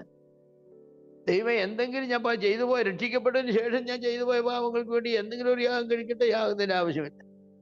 നീ ചെയ്തു പോയ പാപങ്ങളെല്ലാം എൻ്റെ യാഗത്തിൽ പരിഹരിക്കപ്പെട്ടിരിക്കുകയാണ്. ഞാൻ ജനിക്കുന്നതിന് മുമ്പല്ലേ യേശു എനിക്ക് വേണ്ടി മരിച്ചതല്ലേ? അപ്പൊ ഞാൻ ചെയ്തു കൂട്ടിയ എല്ലാ പാപങ്ങളും യേശു ക്രിസ്തു മരിക്കുമ്പോ ഭാവിയിൽ ചെയ്യാൻ പോകുന്നതേ ഉള്ളൂ അല്ലേ? ഞാൻ ചെയ്ത പാപങ്ങൾക്ക് വേണ്ടിയല്ല യേശു ക്രിസ്തു മരിച്ചത്. പിന്നെ ഞാൻ ചെയ്യാൻ പോകുന്ന പാപങ്ങൾക്ക് വേണ്ടി യേശു ക്രിസ്തു മരിച്ചത്. പഴയ നിയമ വിശ്വാസികൾ ചെയ്ത പാപങ്ങൾക്ക് വേണ്ടി യേശു ക്രിസ്തു മരിച്ചു. പക്ഷെ പുതിയ നിയമ വിശ്വാസികൾ ചെയ്യാൻ പോകുന്ന പാപങ്ങൾക്ക് വേണ്ടി യേശു ക്രിസ്തു മരിച്ചു. ഞാൻ യേശു ക്രിസ്തു മരിച്ചപ്പോൾ ഞാൻ ഒരു പാപവും ചെയ്തില്ല. കാരണം ഞാനെന്ന് എൻ്റെ അമ്മയുടെ ഉദരത്തിൽ പോലും ഉണ്ടായിരുന്നു, എൻ്റെ വല്യപ്പൻ പോലും ഉണ്ടായിരുന്നു. അപ്പൊ ഞാൻ യേശു ക്രിസ്തു മരിച്ചപ്പോൾ ഞാൻ ഭാവി ചെയ്തു കൂട്ടുന്ന സകല പാപങ്ങൾക്ക് വേണ്ടിയാണ് മരിച്ചതെങ്കിൽ രക്ഷിക്കപ്പെടുന്ന മോമെന്റ് വരെയുള്ള പാപങ്ങൾക്ക് വേണ്ടിയല്ല, ഞാൻ മരിക്കുന്നത് വരെയുള്ള സകല പാപങ്ങൾക്ക് വേണ്ടിയാണ്. അതുകൊണ്ടാണ് പറഞ്ഞ അവന്റെ പുത്രനായ യേശുവിന്റെ രക്തം സകല പാപവും പോക്കി ശുദ്ധീകരിക്കുന്നു, പാപങ്ങളെ ഏറ്റു പറയുന്നു. അതിനുള്ള പ്രൊവിഷൻ അവിടെ ചെയ്തിട്ടുണ്ട്. അപ്പൊ ഈ രക്ഷയുടെ ഈ വിലയേറിയ സന്ദേശം നാം ശരിക്കും മനസ്സിലാക്കാത്തത് കൊണ്ട് ഒരുപാട് ആളുകൾ അയ്യോ ഞാൻ പാപം ചെയ്തു, ഇനി ഞാൻ സ്വർഗത്തിൽ പോകുമോ ഇല്ലയോ, ദൈവം ഇനി എന്നെ സ്വീകരിക്കുമോ ഇല്ലയോ എന്നൊക്കെ പറഞ്ഞ് ഇങ്ങനെ മാനസികമായിട്ട് ഭയങ്കര പ്രശ്നങ്ങൾ അനുഭവിച്ച് ജീവിക്കുന്ന ആളുകളുണ്ട്. യാതൊരു സമാധാനമില്ല, ഊണുമില്ല, ഉറക്കവുമില്ല. ഞാൻ പാപം ചെയ്തു പോയി, പാപം ചെയ്തു പോയി എന്ന് പറഞ്ഞു. ഞാൻ പാപം ചെയ്തു പോയെങ്കിൽ ഈ ആ പാപത്തിന് വേണ്ടിയോ കർത്താവ് മരിച്ചത്? ഞാൻ ജനിക്കുന്നതിന് മുമ്പ് ഈ പാപങ്ങളെല്ലാം ചെയ്തു കൂട്ടുമെന്ന് അറിഞ്ഞുകൊണ്ട് എന്നെ തിരഞ്ഞെടുത്തു, എനിക്ക് വേണ്ടി മരിച്ചത്. അല്ലാതെ ഏബ്രഹാം തോമസ് പറഞ്ഞതായിരിക്കും മനുഷ്യൻ ശുദ്ധനായി ജീവിക്കും, ഒരു പാപം പോലും ചെയ്യില്ല. അങ്ങനെ ഒരു പാപവും ചെയ്യാത്ത ഒരുവനായതുകൊണ്ട് തിരഞ്ഞെടുത്തേക്കാന്ന് വിചാരിച്ചാൽ എന്നെ തിരഞ്ഞെടുത്തത്. എന്നെ തിരഞ്ഞെടുത്തത് അങ്ങനെയല്ല. ദുഷ്ടനായ ഈ ഏബ്രഹാം തോമസ് പാപം ചെയ്ത് കൂട്ടുന്ന ഒരു മനുഷ്യനാണ്. അവൻ രക്ഷിക്കപ്പെട്ടാലും പാപം ചെയ്യും. തെരഞ്ഞെടുത്തേക്കാൻ ദൈവം തീരുമാനിച്ചു തന്റെ സർവാധികാരത്തിൽ. എന്റെ ഗുണമോ നന്മയോ ഒന്നും നോക്കിയല്ല, അവന്റെ സർവാധികാരത്തിൽ, സോവറൻ വിൽ, അവന്റെ സർവാധികാര ഇച്ഛയിൽ അവൻ തെരഞ്ഞെടുത്തു. അപ്പൊ അത് എന്റെ രക്ഷയുടെ ഉറപ്പിനുള്ളത് വലിയ ഒരു കാര്യമാണ്. അപ്പൊ ദൈവം കർത്താവായ യേശു ക്രിസ്തുവിന്റെ യാഗത്തെ എന്റെ സകല പാപങ്ങളും നമ്മുടെ സകല പാപങ്ങൾക്കും പരിഹാരമായിട്ടാണ് അംഗീകരിച്ചു. നാം ചെയ്തു കൂട്ടുന്ന സകല പാപങ്ങൾക്കും പരിഹാരമായിട്ട് ഇത് ഈ ഒരു കാര്യം നമ്മുടെ മനസ്സിൽ അങ്ങ് പക്കയാക്കണം. നാം എന്തെങ്കിലും തെറ്റ് ചെയ്തു പോയാൽ തെറ്റാണ്, അത് ഏറ്റു പറയണം, ഉപേക്ഷിക്കണം, ഇല്ലേ തല്ലുകൊള്ളും, അതൊക്കെ ശരിയാണ്. കാരണം ദൈവത്തിന്റെ മുൻപാകെ നാം കുറ്റക്കാരാണ്. കാരണം യേശു ക്രിസ്തുവിന്റെ മുൻപാകെ കുറ്റക്കാരാണ്, ദൈവത്തിന്റെ മുൻപാകെ കുറ്റക്കാരൻ. ദൈവത്തിന്റെ ന്യായം നമുക്കില്ല. കാരണം പുത്രൻ തമ്പുരാന്റെ മരണത്തിൽ നമ്മുടെ സകല പാവങ്ങൾക്കും യേശു ക്രിസ്തു പിതാവ് പരിഹാരം സ്വീകരിച്ചിരിക്കുന്നു. ഇനി നമുക്ക് സെറ്റിൽ ചെയ്യേണ്ടത് എവിടെയാണ്? യേശു ക്രിസ്തുവായിട്ടാണ്. അവിടെയാണ് പോയി നാം പാവമായിട്ട് പറയുകയൊക്കെ ചെയ്യേണ്ടത്. അത് സ്വർഗത്തിൽ ചെല്ലുമ്പോൾ ചില ചോദ്യവും ഉത്തരവും ഒക്കെ അവിടെയുണ്ട്. ചില ജപിക്കപ്പെടും, സൈക്കിൾ കയറ്റും ഒക്കെ അവിടെ കാണും. അതെ അതെ അതെ. ചില ആൾ വിചാരിക്കുന്നത് പിതാവുമായിട്ടുള്ളത്. അതുകൊണ്ടാണ് ഇപ്പൊ ക്രിസ്തുവേശുള്ളവർക്ക് യാതൊരു ശിക്ഷാവിധിയില്ലെന്ന് പറഞ്ഞാൽ ദൈവത്തിന്റെ വെള്ളസിംഹാസനത്തിന്റെ മുൻപിൽ ക്രിസ്തുവേശുള്ളവർ പ്രത്യക്ഷമാകുന്ന പ്രശ്നമേ ഇല്ല. അങ്ങനെ ഒരു സ്ഥാനത്ത് അവർ വരുന്ന എവിടെയാണെന്നറിയാമോ? Judgement seat of Christ. അവിടെ എന്താ വരുന്നറിയാമോ? നാം ശരീരത്തിരിക്കുമ്പോൾ ചെയ്ത ഓരോ പ്രവൃത്തിയും, വാക്കും പ്രവൃത്തിയും അവിടെ വിസ്തരിക്കപ്പെടും. നല്ലതായാലും തീയതായാലും അതിനൊക്കെ കൊണ്ട് പ്രാപിക്കേണ്ടത്. അപ്പൊ പിതാവിന്റെ ന്യായവിധിയിൽ നിന്ന് രക്ഷപ്പെട്ടു. പക്ഷെ പുത്രൻ തമ്പുരാന്റെ ജഡ്ജ്മെന്റ് സീറ്റിൽ നിന്ന് രക്ഷപ്പെടുകയില്ല. സൂക്ഷിച്ച് ജീവിക്കണം. കർത്താവ് പറഞ്ഞു സൂക്ഷിച്ച് ജീവിക്കണം, അല്ലെങ്കിൽ അവിടെ ഒരുപാട് ബുദ്ധിമുട്ട് അനുഭവിക്കേണ്ടതായിട്ട് വരും. ഒരുപാട് ബുദ്ധിമുട്ട്. കർത്താവിന്റെ പ്രേമസിനടുക്ക് ചെല്ലുന്ന ഒരു മനുഷ്യനെ നരകത്തിലേക്ക് വിടുന്നില്ല. വെള്ളസിംഹാസനത്തിൽ ചെല്ലുന്ന ഒരുത്തിനെ സ്വർഗത്തിലേക്ക് വിടുന്നില്ല. അവരെ മുഴുവനും എന്താണ് ചെയ്യുന്നത്? വലിയ ബുൾഡോസർ ഉണ്ടെന്ന് ഇങ്ങനെ അടിച്ചങ്ങ് നരകത്തിലേക്ക് തട്ടുക മുഴുവനെണ്ണത്തിനെയും. അവരവൻ ചെയ്തായിരിക്കുന്ന പാപത്തിന് തക്കവണ്ണമുള്ള ശിക്ഷ അനുഭവിക്കേണ്ട ഭൂം അടിച്ചാലിരിക്കുക. ക്രിസ്തുവിന്റെ ന്യായാസനത്തിന് മുൻപാകെ ചെല്ലുന്നവർക്ക് അങ്ങനെയല്ല, തക്കതായിരിക്കുന്ന പ്രതിഫലമാണ്. അവിടെ കണ്ണുനീർ കൊണ്ട് കരച്ചിലും ഒക്കെ ഉണ്ട്. ഒരു താലന്ത് കുഴിച്ചിട്ടവൻ അവിടെ പോയി കുറച്ചു നേരം കരയണം. അതെ, അവനും ദൈവം താലന്ത് കൊടുത്തവനാണ്. കർത്താവ് താലന്ത് കൊടുത്തു, അവൻ വ്യാപാരം ചെയ്തില്ല. കർത്താവിനെ ദുഷ്ടനെന്ന് വിളിച്ചു. നീ ദുഷ്ടനായ യജമാനാന്ന് പറഞ്ഞു. കർത്താവ് പറഞ്ഞു നീ ആടാ ദുഷ്ടനെന്ന് പറഞ്ഞു. നീ മടിയനും ദുഷ്ടനുമാണ്, പുറത്തോട്ടിടാൻ പറഞ്ഞു കരയേണ്ടത്. അപ്പോ കർത്താവിന്റെ ബേമസിന്റെ മുൻപാകെ ചെല്ലുന്നത് അത് ഓർക്കുമ്പോഴാണ് എനിക്ക് ഭയം. ഏതാ ഞാൻ രക്ഷിക്കപ്പെടുന്നതിന് ശേഷം പറഞ്ഞിട്ടുള്ള ഏതൊരു ചെറിയ വാക്കും അവിടെ ആവർത്തിക്കപ്പെടും. ഞാൻ ഏറ്റുപറഞ്ഞ് ഉപേക്ഷിച്ചൊക്കെ ആണെങ്കിൽ അത് വരികയില്ല. ഏറ്റുപറഞ്ഞ് ഉപേക്ഷിച്ചൊന്നും അവിടെ വരികയില്ല. കാരണം കർത്താവിന്റെ സ്വഭാവത്തിൽ അങ്ങനെയാണ്. ഏറ്റുപറഞ്ഞ് ഉപേക്ഷിച്ചൊന്നും വരികയില്ല. പക്ഷെ ഏറ്റുപറഞ്ഞ് ഉപേക്ഷിക്കാത്ത കുറേ കാര്യങ്ങൾ അവിടെ കിടപ്പുണ്ട്. ഏറ്റുപറഞ്ഞത് കാണും, പക്ഷെ ഏറ്റുപറഞ്ഞത് ശരിയായ അനുതാപമല്ല. അനുതാപമാകുന്ന പിന്നെന്താണ്? ശരിയായ മാനസാന്തരം എന്ന് പറഞ്ഞാൽ ഒരു കാര്യം ഏറ്റു പറഞ്ഞ പിന്നെ അത് ആവർത്തിക്കും. ഞാൻ ഇന്ന് ഏറ്റുപറഞ്ഞ് നാളെ അത് ചെയ്താൽ ഏറ്റുപറച്ചില്ല, അനുതാപമാണ്. അത് കർത്താവിനെ ഫൂളാക്കുകയല്ലേ. അതിനും നമുക്ക് രക്ഷയൊന്നുമില്ല. അങ്ങനെ എന്തെല്ലാം ഭാവങ്ങൾ നമ്മുടെ ജീവിതത്തിലുണ്ട്, എന്തെല്ലാം ഭാവങ്ങൾ നമ്മുടെ ജീവിതത്തിലുണ്ട്. നാം ഏറ്റു പറഞ്ഞു ഇനി ഞാൻ മേലം ചെയ്യില്ലെന്ന് കർത്താവിനോട് പറഞ്ഞു വെച്ചിട്ട് 1 മാസം 2 മാസം കഴിഞ്ഞിട്ട് പിന്നെ എന്ത് ചെയ്യും? അത് തന്നെ ചെയ്യും. ആ പ്രാവശ്യം ചെയ്യുമ്പോൾ വലിയ കുറ്റബോധവും ഇല്ല. ആദ്യത്തെ പ്രാവശ്യം ചെയ്തപ്പോൾ വലിയ കുറ്റബോധം ഉണ്ടായിരുന്നു, അതുകൊണ്ട് ഏറ്റു പറഞ്ഞു. 2ാമത്തെ പ്രാവശ്യം ചെയ്തപ്പോൾ പറഞ്ഞു കർത്താവ് നിനക്കറിയാമല്ലോ ഞാനിങ്ങനെയൊക്കെയാണ്, നീ ക്ഷമിക്കും, അല്ല പിന്നെ എന്നൊക്കെ പറഞ്ഞ് നമ്മൾ മുന്നോട്ട് പോകും. അതേ പാപം മൂന്നാമത് ആവർത്തിക്കുമ്പോൾ നമ്മൾ എന്താ പറയും? എല്ലാരും ഒക്കെ ചില പാവമൊക്കെ ചെയ്യും, നീ പറയുന്ന പാവം നീതിമാന ജീവിക്കാനൊന്നും ആരെ കൊണ്ട് സാധിക്കുന്നത്? അങ്ങനെ സാധിക്കുമായിരുന്നു പിന്നെ നീ പാപത്തിന് വേണ്ടി മരിക്കേണ്ട കാര്യമുണ്ടായിരുന്നു? അങ്ങനെ നമ്മൾ അങ്ങോട്ട് മുന്നോട്ട് പോവുകയാണ്. ഒരു രക്ഷയുമില്ല, ഒരു രക്ഷയുമില്ല. അപ്പൊ രണ്ടാമത് ഇവിടെ അപ്പോസ്തലൻ പറയുന്നത് നമ്മുടെ രക്ഷയുടെ ഉറപ്പിന് യാഥാർത്ഥ്യം പറയുന്ന 10 തുടങ്ങി 25 വരെയുള്ള വാക്യങ്ങളാണ്. ആ വാക്യങ്ങൾ എന്താ പറയുന്നത്? ഈ രക്ഷയുടെ ഒരു പാക്കറ്റ് ഉണ്ടല്ലോ, ഒരു പാക്കറ്റ്, ഒരു പാക്കേജാണ്. Package it comes as A package. ചിലപ്പോൾ നമ്മൾ എവിടെയെങ്കിലും ടൂർ പോകാൻ ഒരു പാക്കേജ് എടുക്കും, 25,000 രൂപ കൊടുക്കുമ്പോൾ ഒരു പാക്കേജാണ്. അതിൻ്റെ അകത്ത് എന്താണ്? നമ്മുടെ യാത്ര, എയർ ടിക്കറ്റും ഉണ്ട്, നമ്മുടെ കസ്റ്റംസിൻ്റെ അതുകൊണ്ട്, അവിടുത്തെ ചിലപ്പോൾ ടാക്സി കൊടുക്കേണ്ട അതുകൊണ്ട്, നമ്മുടെ ഹോട്ടലിലെ താമസവും ഉണ്ട്, എല്ലാം അതിലൊരു പാക്കേജാണ്, ഒരു പാക്കേജാണ്. എന്ന് പറഞ്ഞാൽ ഈ രക്ഷ എന്ന് പറയുന്ന ഒരു പാക്കേജ് ആയിട്ടാണ് വരുന്നത്. അതുകൊണ്ട് ഈ രക്ഷയുടെ പാക്കേജ് നമ്മൾ എന്ത് ചെയ്താൽ മതി? നമ്മളത് മുറുകെ പിടിച്ചാൽ മതി, വേറൊന്നും ചെയ്യേണ്ട ആവശ്യമില്ല. 19 തുടങ്ങി 22 വരെയുള്ള വാക്യങ്ങൾ വായിച്ച ഈ പാക്കേജിൽ പെട്ടതായിരിക്കുന്ന ഒന്നാമത്തെ കാര്യം അതാണ്. ആ പാക്കേജിൽ വെച്ചിരിക്കുന്നത് വിശ്വാസത്തിന്റെ പൂർണ്ണ നിശ്ചയം പൂണ്ട് പരമാർത്ഥ ഹൃദയത്തിലൂടെ അടുത്ത് ചെല്ലുക. പഴയ നിയമം വായിക്കുമ്പോൾ അവിടെ ആവർത്തിക്കപ്പെട്ട് പറഞ്ഞിട്ടൊരു കാര്യം എന്തെന്നറിയോ? അടുക്കരുതെന്ന്. അടുക്കരുത്. മോശ അടുത്തു പോകരുത്, ഒരു മൃഗം പോലും അടുത്തു പോകരുത്, പുരോഹിതന്മാർ അടുത്തു വരരുത്, അടുത്തു വരരുത്, ദൈവാലയത്തിൽ അടുത്തു വരരുത്, മഹാപുരോഹിതൻ ആണ്ടിൽ ഒരിക്കൽ മാത്രം അടുത്തു വരരുത്, അടുത്തു പോകരുത്, അടുത്തു പോകരുത്.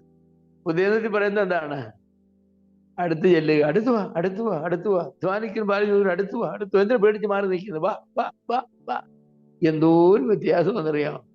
അപ്പൊ ഈ പാക്കേജിൽ എന്താണെന്നറിയാമോ? കർത്താവിന്റെ അടുക്കലേക്ക് ഏത് സമയത്തും ചെല്ലുവാനുള്ളതായിരിക്കുന്ന ഫ്രീ പെർമിഷൻ ടിക്കറ്റ് ഇതിൻ്റെ അകത്ത് ഉൾപ്പെട്ടിട്ടുണ്ട്. പാപമോചനം, വിശുദ്ധീകരണം, രക്ഷയുടെ ഉറപ്പ്, ജീവിതത്തിന്റെ വിശുദ്ധി, ഇതെല്ലാം ആ വാക്യങ്ങളിൽ പറഞ്ഞിട്ടുണ്ട്. അപ്പൊ ഇതൊരു പാക്കേജായിട്ടാണ് വരുന്നത്. അപ്പൊ എനിക്ക് ഏത് സമയത്തും കയറി ചെല്ലാം, ഏത് സമയത്തും. ഞാൻ പോലീസ് സ്റ്റേഷനിൽ ചെല്ലുന്ന പോലെയല്ല കർത്താവിനോട് ചെല്ലുന്നത്. SP ഓഫീസിൽ ചെന്നും പുറത്ത് നിന്നും സാറ് എന്ത് അവിടെ പോയിരുന്നു വിളിക്കുന്നത് ഞങ്ങൾ. ശരി, കർത്താവിനൊക്കെ അങ്ങനെയുള്ളതില്ല. കർത്താവിനൊക്കെ പറഞ്ഞിരിക്കുന്നത് ഏതാണ്? കമോണീൻ, കമോണീൻ, കയറി വരിക, കയറി വരിക, ധൈര്യമായിട്ട് കയറി വരിക. എന്തിനാണ് പേടിക്കുന്നത് ചോദിക്കുന്നത്? എന്തിനു പേടിക്കുന്നത്? ധൈര്യമായിട്ട് കയറുക. കാരണം എന്താ ധൈര്യമായിട്ട് കയറി വരാൻ? നിന്റെ പാപങ്ങൾ മോഹിച്ച് വന്നില്ലേ? എന്റെ രക്തം കൊണ്ട് നിന്നെ വിശുദ്ധീകരിച്ചില്ലേ? നിനക്ക് രക്ഷയുടെ ഉറപ്പ് ഞാൻ തന്നില്ലേ? നിന്നെ ഞാൻ സാങ്ക്ടിഫൈ ചെയ്തില്ലേ? വിശുദ്ധീകരിച്ചില്ലേ? പിന്നെ നീ എന്തിനാ പേടിക്കുന്നത്? നീ എന്തിനാ പേടിക്കുന്നത്? അപ്പൊ ഈ പാക്കേജിൽ ദൈവത്തോട് അടുക്കുവാൻ ആവശ്യമായത് എല്ലാം ഉൾപ്പെടുത്തിയിട്ടുണ്ട്. പഴയ നിയമത്തിൽ അങ്ങനെ ഉൾപ്പെടുത്തിയിട്ടില്ല. ദൈവാലയത്തിലേക്ക് ചെല്ലണേ, പുരോഹിതനടുത്ത് ചെല്ലണം, യാഗം ചെല്ലണം, പുരോഹിതന് മാത്രമേ ഈ രക്തം അവിടെ തളിക്കാൻ വെക്കൂ, ഒക്കെ വെക്കൂ. യാഗം കഴിക്കുന്നവനെ യാഗം കൊണ്ട് അവിടെ ചെല്ലാൻ വെക്കൂ. യാഗപീഠത്തിന്റെ അടുത്ത് വരെ ചില പ്രാകാരത്തിൽ ചെല്ലാൻ കാളക്കുട്ടിയെ വാങ്ങിച്ച് പിന്നെ അയാളാണ് കൊമ്പുകൾ കെട്ടി അറക്കുന്നത്. പാപം ചെയ്ത ആൾ തന്നെ പാപം ഏറ്റു പറഞ്ഞിട്ട് അറക്കാം, അതേ ഉള്ളൂ. രക്തം വാങ്ങുന്നതും ഒക്കെ പുരോഹിതന്മാരാണ്. പഴയ നിയമത്തിൽ അങ്ങനെ ഒരു മനുഷ്യനും പറയാൻ നോക്കില്ല എന്റെ പാപം മോചിച്ച് കിട്ടിയിരിക്കുന്നു. യാഗം കഴിച്ചുകൊണ്ടിരിക്കുമ്പോ തന്നെ ഒരു തെറ്റായ ചിന്ത വന്നെങ്കിൽ പോയില്ലേ? പാപം എല്ലാം കഴിച്ചിറങ്ങി വന്നിട്ട് കുന്തം യാഗം ഒരു പശുവിനെ കൊടുത്തു. എത്ര രൂപയുടെ പശു വന്നറിയാമോ? അതിനെ കൊണ്ട് നടക്കും എന്നൊരു ചിന്ത വന്നാൽ മതി. കർത്താവ് പറയാൻ നിന്റെ യാഗം കൊണ്ട് യാതൊരു പ്രയോജനവും ഇല്ല, ഒരു പ്രയോജനവും ഇല്ല. നീ യാഗം കഴിച്ചാട്ടി ഞാൻ അംഗീകരിക്കുന്നു. ഇപ്പൊ പഴയ നിയമത്തിൽ ഇല്ലാത്ത നമ്മുടെ പാക്കേജിൽ ഇതെല്ലാം ഉണ്ട്. പാപമോചനവും വിശുദ്ധീകരണവും രക്ഷയുടെ ഉറപ്പും ജീവിതത്തിന് വിശുദ്ധി എല്ലാം ഉണ്ട്. 23-ാമത്തെ വാക്യം വായിച്ചേ. ഇനി അതുപോലെ പ്രത്യാശയുടെ സ്വീകാരം മുറുകെ പിടിച്ചു കൊള്ളുക, വാഗ്ദത്തം ചെയ്തവൻ വിശ്വസനാണ്. നമുക്കൊരു പ്രത്യാശയുടെ സ്വീകാര്യമുണ്ട്. എന്താണ്? രക്ഷിക്കപ്പെട്ടവരായിരിക്കും നമ്മുടെ പ്രത്യാശ എന്താണ്? നമ്മുടെ കർത്താവ് വരുമെന്നും നമ്മെ സ്വർഗത്തിലേക്ക് കൊണ്ടുപോകുന്നു. അത് നാം മുറുകെ പിടിച്ചു കൊള്ളുക. ആ സ്വീകാര്യം മുറുകെ പിടിച്ചു. നമുക്കൊന്നും ഭയപ്പെടേണ്ട ആവശ്യമില്ല. Everything is there.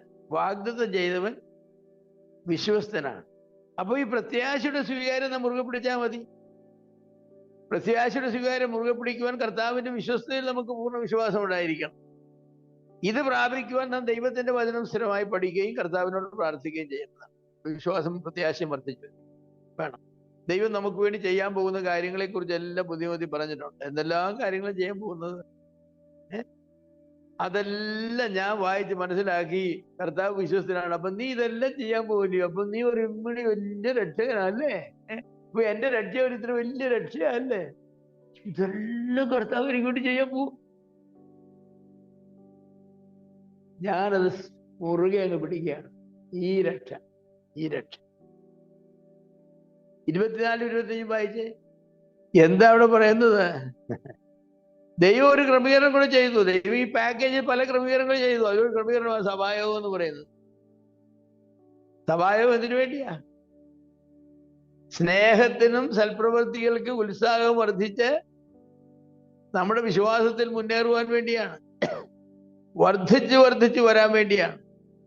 അപ്പൊ ക്രിസ്ത്യ ജീവിതം വിജയകരമാക്കുവാൻ നമുക്ക് ഉത്സാഹം ലഭിക്കണം. ഉത്സാഹം ലഭിക്കാനായിട്ട് നാം എന്ത് ചെയ്യണം? സഭായോഗത്തിൽ വരണം. സഭായോഗത്തിൽ വന്ന വിശ്വാസത്തിൽ അന്യോന്യം എന്ത് ചെയ്യണം? പ്രബോധിപ്പിക്കണം. കർത്താവിന്റെ പകരം അടുക്കുന്നു എന്ന് കാണുന്നതോറും കൂടുതലായിട്ട് വരണം. കഴിഞ്ഞ ആഴ്ച പോയതിനൊക്കെ കൂടുതൽ യോഗത്തിന് ഈ പ്രാവശ്യം വരണം. നമ്മളിതൊന്നും ചെയ്യാതെ തോന്നിയപ്പോൾ യോഗത്തിന് പോവുകയും തോന്നിയപ്പോൾ സഭായോഗത്തിന് പോവുകയും തോന്നിയപ്പോൾ ചെയ്യുകയും ചെയ്യും. ഭാവത്തിൽ പോയാലും ഒരാളെ സൽപ്രവൃത്തിക്ക് ഉത്സാഹിപ്പിക്കുക, സ്നേഹത്തെ ഉത്സാഹിപ്പിക്കുക, എന്നിട്ട് സ്വർഗത്തിൽ പോകുന്നു പറഞ്ഞിരിക്കുക. എവിടെയോ നമുക്ക് പുഴുക്കുത്ത് വന്നിട്ടുണ്ട് കേട്ടോ. നാം വിശ്വസിക്കേണ്ട പോലെ വിശ്വസിച്ചിട്ടില്ല. ദൈവത്തിന്റെ ഭാഗത്തല്ല, നമ്മുടെ ഭാഗത്താ വിശ്വസ്തത. എത്ര വിശ്വാസികൾ സഭായോഗങ്ങളെ ഉപേക്ഷിച്ചു. സഭയില്ലാത്തിടത്ത് പഠിക്കാൻ പോകുന്നവരുണ്ട്, സഭയില്ലാത്തിടത്ത് ജോലി ചെയ്യാൻ പോകുന്നവരുണ്ട്. ഇതൊക്കെ വിശ്വാസിക്ക് ചേരുന്നതാണോ? ആണോ? സഭായോഗത്തെ അലക്ഷ്യം വിചാരിക്കരുതെന്ന് പറയുന്നതാണോ നമ്മൾ പഠിക്കാൻ പോകുന്നത്? സഭയില്ലാത്തിടത്ത് അത് കുറച്ച് പഠിത്തം മതി. സഭയില്ലാത്തിടത്ത് ജോലി കുറച്ച് മതി. എന്തെല്ലാം കാര്യങ്ങൾ അങ്ങനെ ചെയ്യുന്നത്?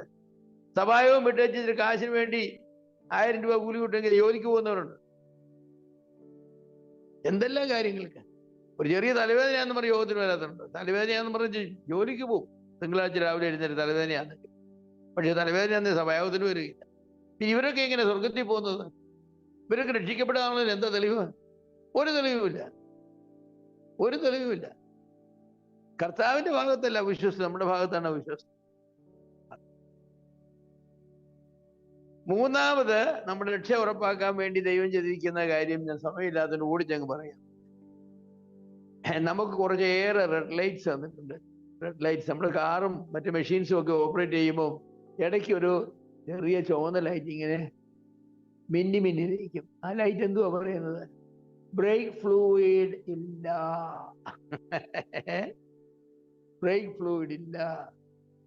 അല്ലെങ്കിൽ വേറെ എന്താണ് അതിനകത്ത്? പല കാര്യങ്ങളില്ല. ഈ റെഡ് ലൈറ്റ് കണ്ടിട്ട് നാം വീണ്ടും ഓടിച്ചു പോയാൽ എന്തായിരിക്കും സംഭവിക്കുന്നത്? ബ്രേക്ക് ഫെയിലായി വണ്ടി വലിയ അപകടത്തിൽ പറ്റും. എന്തിനായി റെഡ് ലൈറ്റ് തന്നിരിക്കുന്നത്? നമുക്ക് കാണാൻ എന്ത് രസമായിരിക്കുന്നത്. അയ്യോ, അത് ഇടയ്ക്കിടയ്ക്ക് എന്തോ ഒരു രസമാണ് റെഡ് ലൈറ്റ് പോകുന്നത്. അതിനുവേണ്ടിയാണ്. അല്ല, വണ്ടി ഉടനെ സ്റ്റോപ്പ് ചെയ്യുക. നിങ്ങൾ ബ്രേക്ക് ഫ്ലൂയിഡ് എന്താണ് നിങ്ങളുടെ പ്രശ്നം എന്നുള്ളത് ചെക്ക് ചെയ്യുക. അതിനുവേണ്ടിയാണ്. അപ്പൊ ഈ വാർണിംഗ് സിഗ്നൽ എന്ന് പറയുന്നത് നമ്മുടെ രക്ഷ ഉറപ്പാക്കാനായിട്ട് ദൈവം ചെയ്തിരിക്കുന്ന വലിയ ഒരു വിവരണമാണ്. നമ്മുടെ മനസാക്ഷി ചിലപ്പോൾ ബ്ലിങ്ക് ചെയ്യും. ഉടനെ നമ്മൾ എന്ത് ചെയ്യണം? ഉടനെ സ്റ്റോപ്പ് ചെയ്യണം. ഞാൻ എന്താണ് തെറ്റ് ചെയ്തത്? മനസാക്ഷി എന്നെ ഹേമിക്കുന്നു. ഞാൻ ചെയ്യരുതാത്ത ചെയ്തു, പറയരുതാത്ത പറഞ്ഞു, പോരുതാത്ത പോയി, തിന്നരുതാത്ത തിന്നു, കുടിക്കരുതാത്ത കുടിച്ചു. ദൈവത്തിൽ എന്തോ ഒരു മുന്നറിയിപ്പുണ്ടെന്നറിയാമോ? 26 തുടങ്ങി 31 വരെയുള്ള വാക്യങ്ങളിൽ ഈ മുന്നറിയിപ്പുകളുടെ ഒരു വലിയ കേന്ദ്രമാണ്. ജീവനുള്ള ദൈവത്തിന്റെ കയ്യിൽ വീഴുന്നത് ഭയങ്കരം. ആകയാൽ മനഃപൂർവ്വം പാപം ചെയ്യാതിരിക്കുവാനുള്ള എല്ലാ കരുതലുകളും ദൈവം നമുക്ക് തന്നിട്ടുണ്ട്. മനഃപൂർവ്വം പാപം ചെയ്യരുത്. ചെയ്താൽ ശത്രുക്കൾക്കായി ഒരുക്കിയിട്ടുള്ള ക്രോധാഗ്നിയേ ഉള്ളൂ. ന്യായപ്രമാണത്തിലെ ലംഘനത്തെക്കാൾ പുതിയ ലംഘനം ഗൗരവമേറിയതാണ്. ന്യായപ്രമാണത്തിലെ ശിക്ഷയേക്കാൾ പുതിയ വ്യവസ്ഥിതി ഇവിടെ ശിക്ഷ ഭയങ്കരമാണ്. ജീവനുള്ള ദൈവത്തിന്റെ കയ്യിൽ വീഴുന്നത് ഭയങ്കരമാണ്. വീഴാതിരിക്കാൻ നിങ്ങൾ സൂക്ഷിക്കണം. കൃപയുള്ള രക്ഷ ഒരിക്കലും പാപം ചെയ്യാനുള്ള മുഖാന്തരമായി നിങ്ങൾ എടുക്കരുത്. ഇങ്ങനെ എന്തോ ഒരു വാണിംഗ്സ് ആ ഭാഗത്ത് പറഞ്ഞിരിക്കുന്നറിയാം. ഇതൊക്കെ നമ്മുടെ ക്രിസ്ത്യ ജീവിതത്തിലെ റെഡ് ലൈറ്റുകളാണ്, ചുവന്ന ലൈറ്റുകളാണ്. അത് ബ്ലിങ്ക് ചെയ്യുമ്പോൾ നാം സ്റ്റോപ്പ് ചെയ്യണം. പഴയ നിയമത്തിൽ അങ്ങനെയുള്ള റെഡ് ലൈറ്റുകളൊന്നും ഇല്ലായിരുന്നു, ഒന്നുമില്ലായിരുന്നു. നമുക്ക് എന്തോ റെഡ് ലൈറ്റുകളുണ്ട്, എന്തോ റെഡ് ലൈറ്റുകളുണ്ട്. നാം എന്ത് ഭാഗ്യശാലികളെന്ന് വിചാരിക്കും. ഞാനൊരു തെറ്റ് ചെയ്യുമ്പോൾ എൻ്റെ മനസ്സാക്ഷി എന്നോട് പറയും, ഞാൻ തെറ്റ് ചെയ്യും ദൈവവചനം എന്നോട് പറയും, ഞാൻ തെറ്റ് ചെയ്യുമ്പം സഹോദരന്മാർ പറയും, അല്ലേ, ഒക്കെ പറയും. സഹോദരൻ തെറ്റായി പോയി എന്ന് പറയും. ഞാൻ അവരോട് കോപിക്കുകയാണോ വേണ്ടത്? അല്ല, താങ്ക് യു ബ്രദറാ പറയേണ്ടത്. തെറ്റ് ചൂണ്ടിക്കാണിച്ചതിന് നന്ദി. നിങ്ങൾ ചൂണ്ടിക്കാണിച്ചില്ലായിരുന്നെങ്കിൽ ഞാൻ ആ പാവത്തിൽ തന്നെ തുടരുമായിരുന്നു.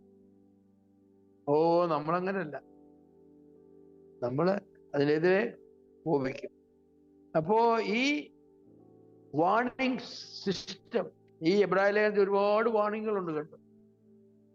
പാവം ചെയ്താൽ എങ്ങനെ രക്ഷപ്പെടും, ഒരുപാട് വാണിങ്ങുകളുണ്ട് എബ്രായ ലേഖനത്തിൽ. ഉള്ളതുപോലെ വാണിങ്ങുകളില്ല. ഈ വാണിങ്ങുകളെല്ലാം എന്താ ചെയ്യുന്നറിയാമോ? രക്ഷിക്കപ്പെട്ടതായിരിക്കുന്ന വിശ്വാസികൾ പാപത്തിൽ വീണ് കുറ്റക്കാരാകാതിരിക്കാൻ വേണ്ടി ദൈവം എഴുതിയിട്ടുള്ളതായിരിക്കുന്ന വാർണിംഗ് സിസ്റ്റംസ് ആണ്. They are all warnings. കൊച്ചിനോട് പറയില്ല റോഡിൽ പൊക്കരുത്, കാറിടിച്ചാത്തു. റോഡിൽ ഇറങ്ങുന്നവരെല്ലാം കാറിടിച്ചാകുക. വെള്ളത്തിലിറങ്ങരുത്, മുങ്ങിച്ചാത്തു. വെള്ളത്തിലിറങ്ങരുത്, മുങ്ങിച്ചാകുക. ശവ്വ കയറി തോടരുത്, തീ പിടിച്ചാത്തു പോകും. എല്ലാവരും ആവുന്നു. എന്റെ വാർണിംഗ്സ് ആണ് സാധ്യത. വെള്ളത്തിലിറങ്ങിയാൽ സാധ്യത എന്താണ്? ചാകാനുള്ള സാധ്യതയുണ്ട്. റോഡിലിറങ്ങിയാൽ വണ്ടിയിടിച്ച് ചെയ്യാനുള്ള സാധ്യതയുണ്ട്. തീ കളിച്ചാൽ സാധ്യതയുണ്ട്. അവർ എബ്രാഹിം ഒരുപാട് സാധ്യതകളുണ്ട്. ശ്രദ്ധിക്കാതെ പോയാൽ എങ്ങനെ തെറ്റിയൊഴിയും? കൃപയെ അലക്ഷ്യമായാൽ എങ്ങനെ തെറ്റിയൊഴിയും? ഒരിക്കൽ പെയ്ത് മഴ കുടിച്ചിട്ട് ഫലം കായ്ക്കാതിരുന്നാൽ എങ്ങനെ തെറ്റിയൊഴിയും? തീ വെക്കാനല്ലേ ഉള്ളൂ. എന്തോ ഒരു വാണിങ്സ് തന്നിരിക്കുന്നത്. ഈ പുതിയ എബ്രായ ലേഖനത്തിലെ വാണിങ്സ് എല്ലാം നമ്മുടെ രക്ഷ ഉറപ്പാണെന്നുള്ളതാണ്. അത് ഉറപ്പാക്കാൻ വേണ്ടി തന്നിരിക്കുകയാണ്. അല്ലാതെ ആ വാണിങ്സ് ഉപയോഗിച്ചിട്ട് രക്ഷയ്ക്ക് ഭദ്രതയിലെന്നുള്ള ഉപദേശം കെട്ടിപ്പടുക്കാൻ വേണ്ടി തന്നിരിക്കുന്നതല്ല. That's not the purpose. ആ വാണിങ്സ് നമ്മുടെ രക്ഷ നാം ഉറപ്പാക്കാൻ വേണ്ടി തന്നിരിക്കുന്നതാണ്. ആ വാണിങ്സിനെ ഗൗരവമായിട്ട് എടുക്കണം. ദൈവം മുന്നറിയിപ്പ് തന്നു, ഞാനതിനെ ഗൗരവമായിട്ട് എടുക്കണം. നാലാമതൊരു കാര്യം കൂടെ പറഞ്ഞ് ഞാൻ അവസാനിപ്പിക്കാം. നാലാമത് പറയുന്നത് രക്ഷിക്കപ്പെട്ടതാണെന്ന് ഉറപ്പുവരുത്തുന്ന ഒരു ജീവിതശൈലി ദൈവം വെച്ചിട്ടുണ്ട്. രക്ഷിക്കപ്പെട്ടതാണെന്ന് 32-39 വായിച്ചേ. ആ ജീവിതശൈലി ആ വാക്യങ്ങളിൽ പറഞ്ഞിട്ടുണ്ട്. നിങ്ങളുടെ ജീവിതത്തിൽ ആ ശൈലി ഉണ്ടെങ്കിൽ നിങ്ങൾക്ക് ഉറപ്പാണ് ഞാൻ രക്ഷിക്കപ്പെട്ടയാണ്. എന്താ ജീവിതശൈലി? വായിച്ചേ. എന്താണ് ഈ രക്ഷിക്കപ്പെട്ട ആളുകളുടെ ജീവിതശൈലി? ഒന്നാമത്, ലോകത്തിന് മുൻപിൽ നിന്ദകളും പീഡനങ്ങളും കൂത്തുകാഴ്ചകളും അവർക്കുണ്ട്. രണ്ടാമത്, ആവക അനുഭവിച്ചതായിരിക്കുന്ന ആളുകൾക്ക് നമ്മൾ കൂട്ടാളികളാണ്. 3, കഷ്ടങ്ങളാൽ പോരാട്ടം കഴിക്കുന്ന ഒരു ജീവിതശൈലിയാണ് വിശ്വാസികൾക്കുള്ളത്. 4, തടവുകാരുടെ സഹതാപം കാണിക്കുന്ന ഒരു വിശ്വാസത്തിന് വേണ്ടി തടവിൽ കിടക്കുന്നവരുടെ സഹതാപം കാണിക്കുന്ന ഒരു ജീവിതശൈലിയാണ് നമുക്കുള്ളത്. 5, സാമ്പത്തിക നഷ്ടങ്ങൾ വിശ്വാസം പോലും സഹിക്കുന്ന ഒരു ജീവിതശൈലിയാണ് നമുക്കുള്ളത്. വേണ്ടി വന്ന സ്വത്തുക്കളുടെ അപഹാരം പോലും പോട്ടെന്ന് പറയും കർത്താവിന് വേണ്ടി. ദൈവേഷ്ടം ചെയ്യുവാനുള്ള സഹിഷ്ണുത നമുക്കുണ്ട്. ക്രിസ്തീയ ധൈര്യം തള്ളിക്കളയാതിരിക്കുന്നവരാണ് നമ്മൾ. കർത്താവിന്റെ വരവിൽ പ്രത്യാശ വെച്ച് ജീവിക്കുന്നവരാണ്. നാം വിശ്വാസത്താലാണ് ജീവിക്കുന്നത്. അന്ത്യം വരെയും പിന്മാറാതെ ജീവിക്കും. ഇങ്ങനെയുള്ളവർക്ക് അവരുടെ വിശ്വാസത്തെക്കുറിച്ചും രക്ഷയെക്കുറിച്ചും സംശയിക്കേണ്ട യാതൊരു കാര്യവുമില്ല. ഇതൊന്നും നിങ്ങളുടെ ജീവിതത്തിൽ യാഥാർത്ഥ്യം അല്ലെങ്കിൽ നിങ്ങളുടെ രക്ഷയെ ചോദ്യം ചെയ്യുകയും വീണ്ടും രക്ഷിക്കപ്പെടുകയും ഒക്കെ ചെയ്യുന്നതായിരിക്കും ഒരുപക്ഷെ ആവശ്യമെന്ന് പറയുന്നത്. കാരണം ഏറ്റവും സങ്കടകരമായ കാര്യമെന്ന് പറയുന്നത് രക്ഷിക്കപ്പെട്ടതാണ് എന്ന് പറഞ്ഞിരുന്നിട്ട് അവസാനം രക്ഷിക്കപ്പെട്ടതല്ലെന്ന് കണ്ടെത്തുന്ന. What A shocking that. അങ്ങനെ ഒരുപാട് ആളുകൾക്ക്. അതുകൊണ്ടാണ് നിങ്ങൾ വിശ്വാസത്തിൽ തന്നെ ഒന്ന് പരിശോധിച്ച് നോക്കാൻ പറഞ്ഞു. ജയിച്ചു എന്ന് പറഞ്ഞിരുന്നു, അവസാനം തോറ്റുപോയെന്ന് കണ്ടാൽ എന്തോ ഒരു ഭയങ്കരം. നമുക്ക് അങ്ങനെ പറ്റരുത്. അത് പറ്റാതിരിക്കാനാണ് ഇതൊക്കെ. നമ്മുടെ ജീവിതത്തിൽ ഇതൊക്കെ ഉണ്ടോ നോക്കണം. ഈ പറഞ്ഞ കാര്യങ്ങളൊക്കെ നമ്മുടെ ജീവിതത്തിലുണ്ടോ? ലോകത്തിന് മുൻപിൽ നാം നിന്ദയും കൂത്തുകാഴ്ചയൊക്കെ ആയിട്ടാണോ, അതോ ലോകം നമ്മളെ അപ്രീഷിയേറ്റ് ചെയ്തു ആദരിച്ചുമാണോ നാം മുന്നോട്ട് പോകുന്നത്? ഇങ്ങനെയുള്ള കാര്യങ്ങൾ അനുഭവിക്കുന്നവർക്ക് നാം കൂട്ടാളികളാണോ, അതോ അവരെ നാം തള്ളിക്കളയുന്നവരാണോ? കഷ്ടങ്ങളിൽ പോരാട്ടം സഹിക്കുന്ന ഒരു ജീവിതശൈലിയാണോ നമുക്കുള്ളത്, അതോ കഷ്ടങ്ങൾ വരുമ്പോൾ നമ്മുടെ വിശ്വാസത്തിൽ വിട്ടുവീഴ്ച ചെയ്യുകയാണോ? വിശ്വാസത്തിന് വേണ്ടി തടവിലായിരിക്കുന്ന ആളുകളോട് സഹതാപം കാണിക്കുക, അവരെ പോയി കാണുകയും ഉത്സാഹിപ്പിക്കുകയും ചെയ്യുന്നവരാണോ നാം? വിശ്വാസത്തിന് വേണ്ടി വല്ല സാമ്പത്തിക നഷ്ടം സഹിച്ചിട്ടുണ്ടോ? ഞായറാഴ്ച ജോലിയാണോ എന്ന് പറഞ്ഞ് വേണ്ടാന്ന് വെച്ച് ജോലിയില്ലാതെ 5-6 മാസം അലഞ്ഞു നടക്കും. എൻ്റെ വിശ്വാസത്തിന് വേണ്ടി ഞാൻ സഹിക്കുന്നു. അതുപോലെ പല ഉദാഹരണം പറയുന്നേ ഉള്ളൂ. ദൈവേഷം ചെയ്യേണ്ട സവിഷ്ണതയുണ്ടോ? എന്ത് വന്നാലും ഞാനത് ചെയ്യും. എന്ത് വന്നാലും, ആരെതിർത്താലും ഞാൻ ചെയ്യും. ദൈവത്തിന് ഇഷ്ടമാണ്. അതുപോലെ ക്രിസ്തീയ ധൈര്യമുണ്ടോ? കർത്താവിന് വേണ്ടി ഏത് സാഹചര്യത്തിലും ധൈര്യമായി നിൽക്കാനായിട്ട്. കർത്താവിൻ്റെ വരവെങ്കിൽ പ്രത്യാശയുണ്ടോ? നമ്മുടെ ജീവിതത്തെ ഏറ്റവും അധികം മതിക്കുന്ന, ഏറ്റവും അധികം മുന്നോട്ട് കൊണ്ടുപോകുന്നത് യേശുക്രിസ്തുവിന്റെ രണ്ടാം വരവെന്നുള്ള ചിന്തയാണ്. എല്ലാ ദിവസവും കർത്താവ്, ഇന്ന് നീ വരുമോ, ഇന്ന് നീ വരുമോ, എപ്പോഴാണ് നീ വരുന്നത് എന്ന ചിന്തയോടാണോ നാം ജീവിക്കുന്നത്? അതുപോലെ വിശ്വാസത്തിലാണോ നാം ജീവിക്കുന്നത്? കാഴ്ചയിലാണോ ജീവിക്കുന്നത്? അന്ത്യം വരെയും, മരിക്കുന്നത് വരെയും പിന്മാറാതെ അറിഞ്ഞ സത്യത്തിന് വേണ്ടി ജീവിക്കുന്നവരാണോ? ഇങ്ങനെയൊക്കെ ജീവിക്കുന്ന ആളുകൾക്ക് രക്ഷയുടെ ഉറപ്പുണ്ട്. അപ്പോ 4 കാര്യങ്ങളാണ് പറഞ്ഞത്. ഈ 4 കാര്യങ്ങൾ നമ്മുടെ ജീവിതത്തിൽ ഉണ്ടെങ്കിൽ എൻ്റെ പ്രിയമുള്ളവർ നിങ്ങൾക്ക് ധൈര്യമായിട്ട് ജീവിക്കാം. ഇല്ലെങ്കിൽ പിന്നെ സ്വയം ഒരു പരിശോധന നടത്തുന്നത് നല്ലതാണ്. ഞാൻ രക്ഷിക്കപ്പെട്ടതാണോ എന്ന് സ്വയം ചോദിക്കുന്നത് നല്ലതാണ്. ഞാനത് എന്തുവാ വിശ്വസിച്ചത്, എങ്ങനെയാ വിശ്വസിച്ചത്? ആരോ എന്ന് പറഞ്ഞ് യേശുക്രിസ്തു പാപത്തിന് വേണ്ടി മരിച്ചത് ശരി, ഞാൻ സമ്മതിച്ചു. അതുകൊണ്ട് യേശുക്രിസ്തു പാപത്തിന് വേണ്ടി മരിച്ചത് സംബന്ധിച്ച് നമ്മൾ സ്വർഗ്ഗത്തിൽ പോകും. എല്ലാ കത്തോലിക്കരും അതല്ലേ വിശ്വസിക്കുന്നത്. യേശുക്രിസ്തു പാപത്തിന് വേണ്ടിയാണ് മരിച്ചത്. അവരോട് ചോദിച്ചു എന്തിനാ മരിച്ചത്? ആ വിശ്വാസമാണ് നമ്മുടേത്. അതോ യേശുക്രിസ്തു എൻ്റെ പാപങ്ങൾക്ക് വേണ്ടി, എൻ്റെ പകരക്കാരനായി, എൻ്റെ സ്ഥാനത്ത് എനിക്ക് വേണ്ടി മരിച്ചു എന്നാണ് വിശ്വസിച്ചത്? അതോ ലോകത്തിന്റെ പാപത്തിന് വേണ്ടി മരിച്ചെന്ന് മാത്രമാണ് വിശ്വസിച്ചത്? അങ്ങനെ അതേപോലെ ലോക സ്വർഗ്ഗത്തിൽ പോകും. നമ്മുടെ പേഴ്സണൽ വിശ്വാസം, പേഴ്സണലൈസിങ്, നമ്മുടെ പേരിൽ കൂട്ടി കരമടക്കിയെന്ന് പറയില്ലേ വസ്തു വാങ്ങിയാൽ. നിങ്ങൾ യേശുക്രിസ്തുവിനെ രക്ഷ നിങ്ങളുടെ പേരിൽ കൂട്ടി കരമടച്ച് അത് പക്കാക്കിയിട്ടുണ്ട് ഉണ്ടെങ്കിൽ ഈ പറഞ്ഞ കാര്യങ്ങളൊക്കെ യാഥാർത്ഥ്യമായി. അപ്പൊ ദൈവം നിങ്ങളെ സഹായിക്കട്ടെ. രക്ഷയുടെ ഈ സന്തോഷം എന്ന് പറയുന്നത് അപാര സന്തോഷമാകട്ടോ, അപാര സന്തോഷം. വൈകിട്ട് കിടക്കാൻ നേരം, അപ്പോ ഇന്ന് രാത്രി നീ വന്നാൽ ഞാൻ സ്വർഗത്തിൽ കാണും തീർച്ചയായിട്ടും, എനിക്കൊരു സംശയവും ഇല്ല, ഞാൻ കാണും. ഞാൻ മരിച്ചാൽ നിന്റെ അടുക്കലായിരിക്കും എൻ്റെ ആത്മാവ് അതേ നിമിഷത്തിൽ. എനിക്കൊരു സംശയമില്ല കർത്താവേ, അതേക്കുറിച്ച് ഒരു സംശയവും എന്ന് പറയാവുന്ന ധൈര്യത്തിൽ വേണം നമുക്ക് ജീവിക്കാനും മുന്നോട്ട് പോകാനും. ദൈവം അതിനായിട്ട് നമ്മളെ സഹായിക്കട്ടെ. ദൈവം മഹത്വപ്പെടുമാറാകട്ടെ. ആമേൻ.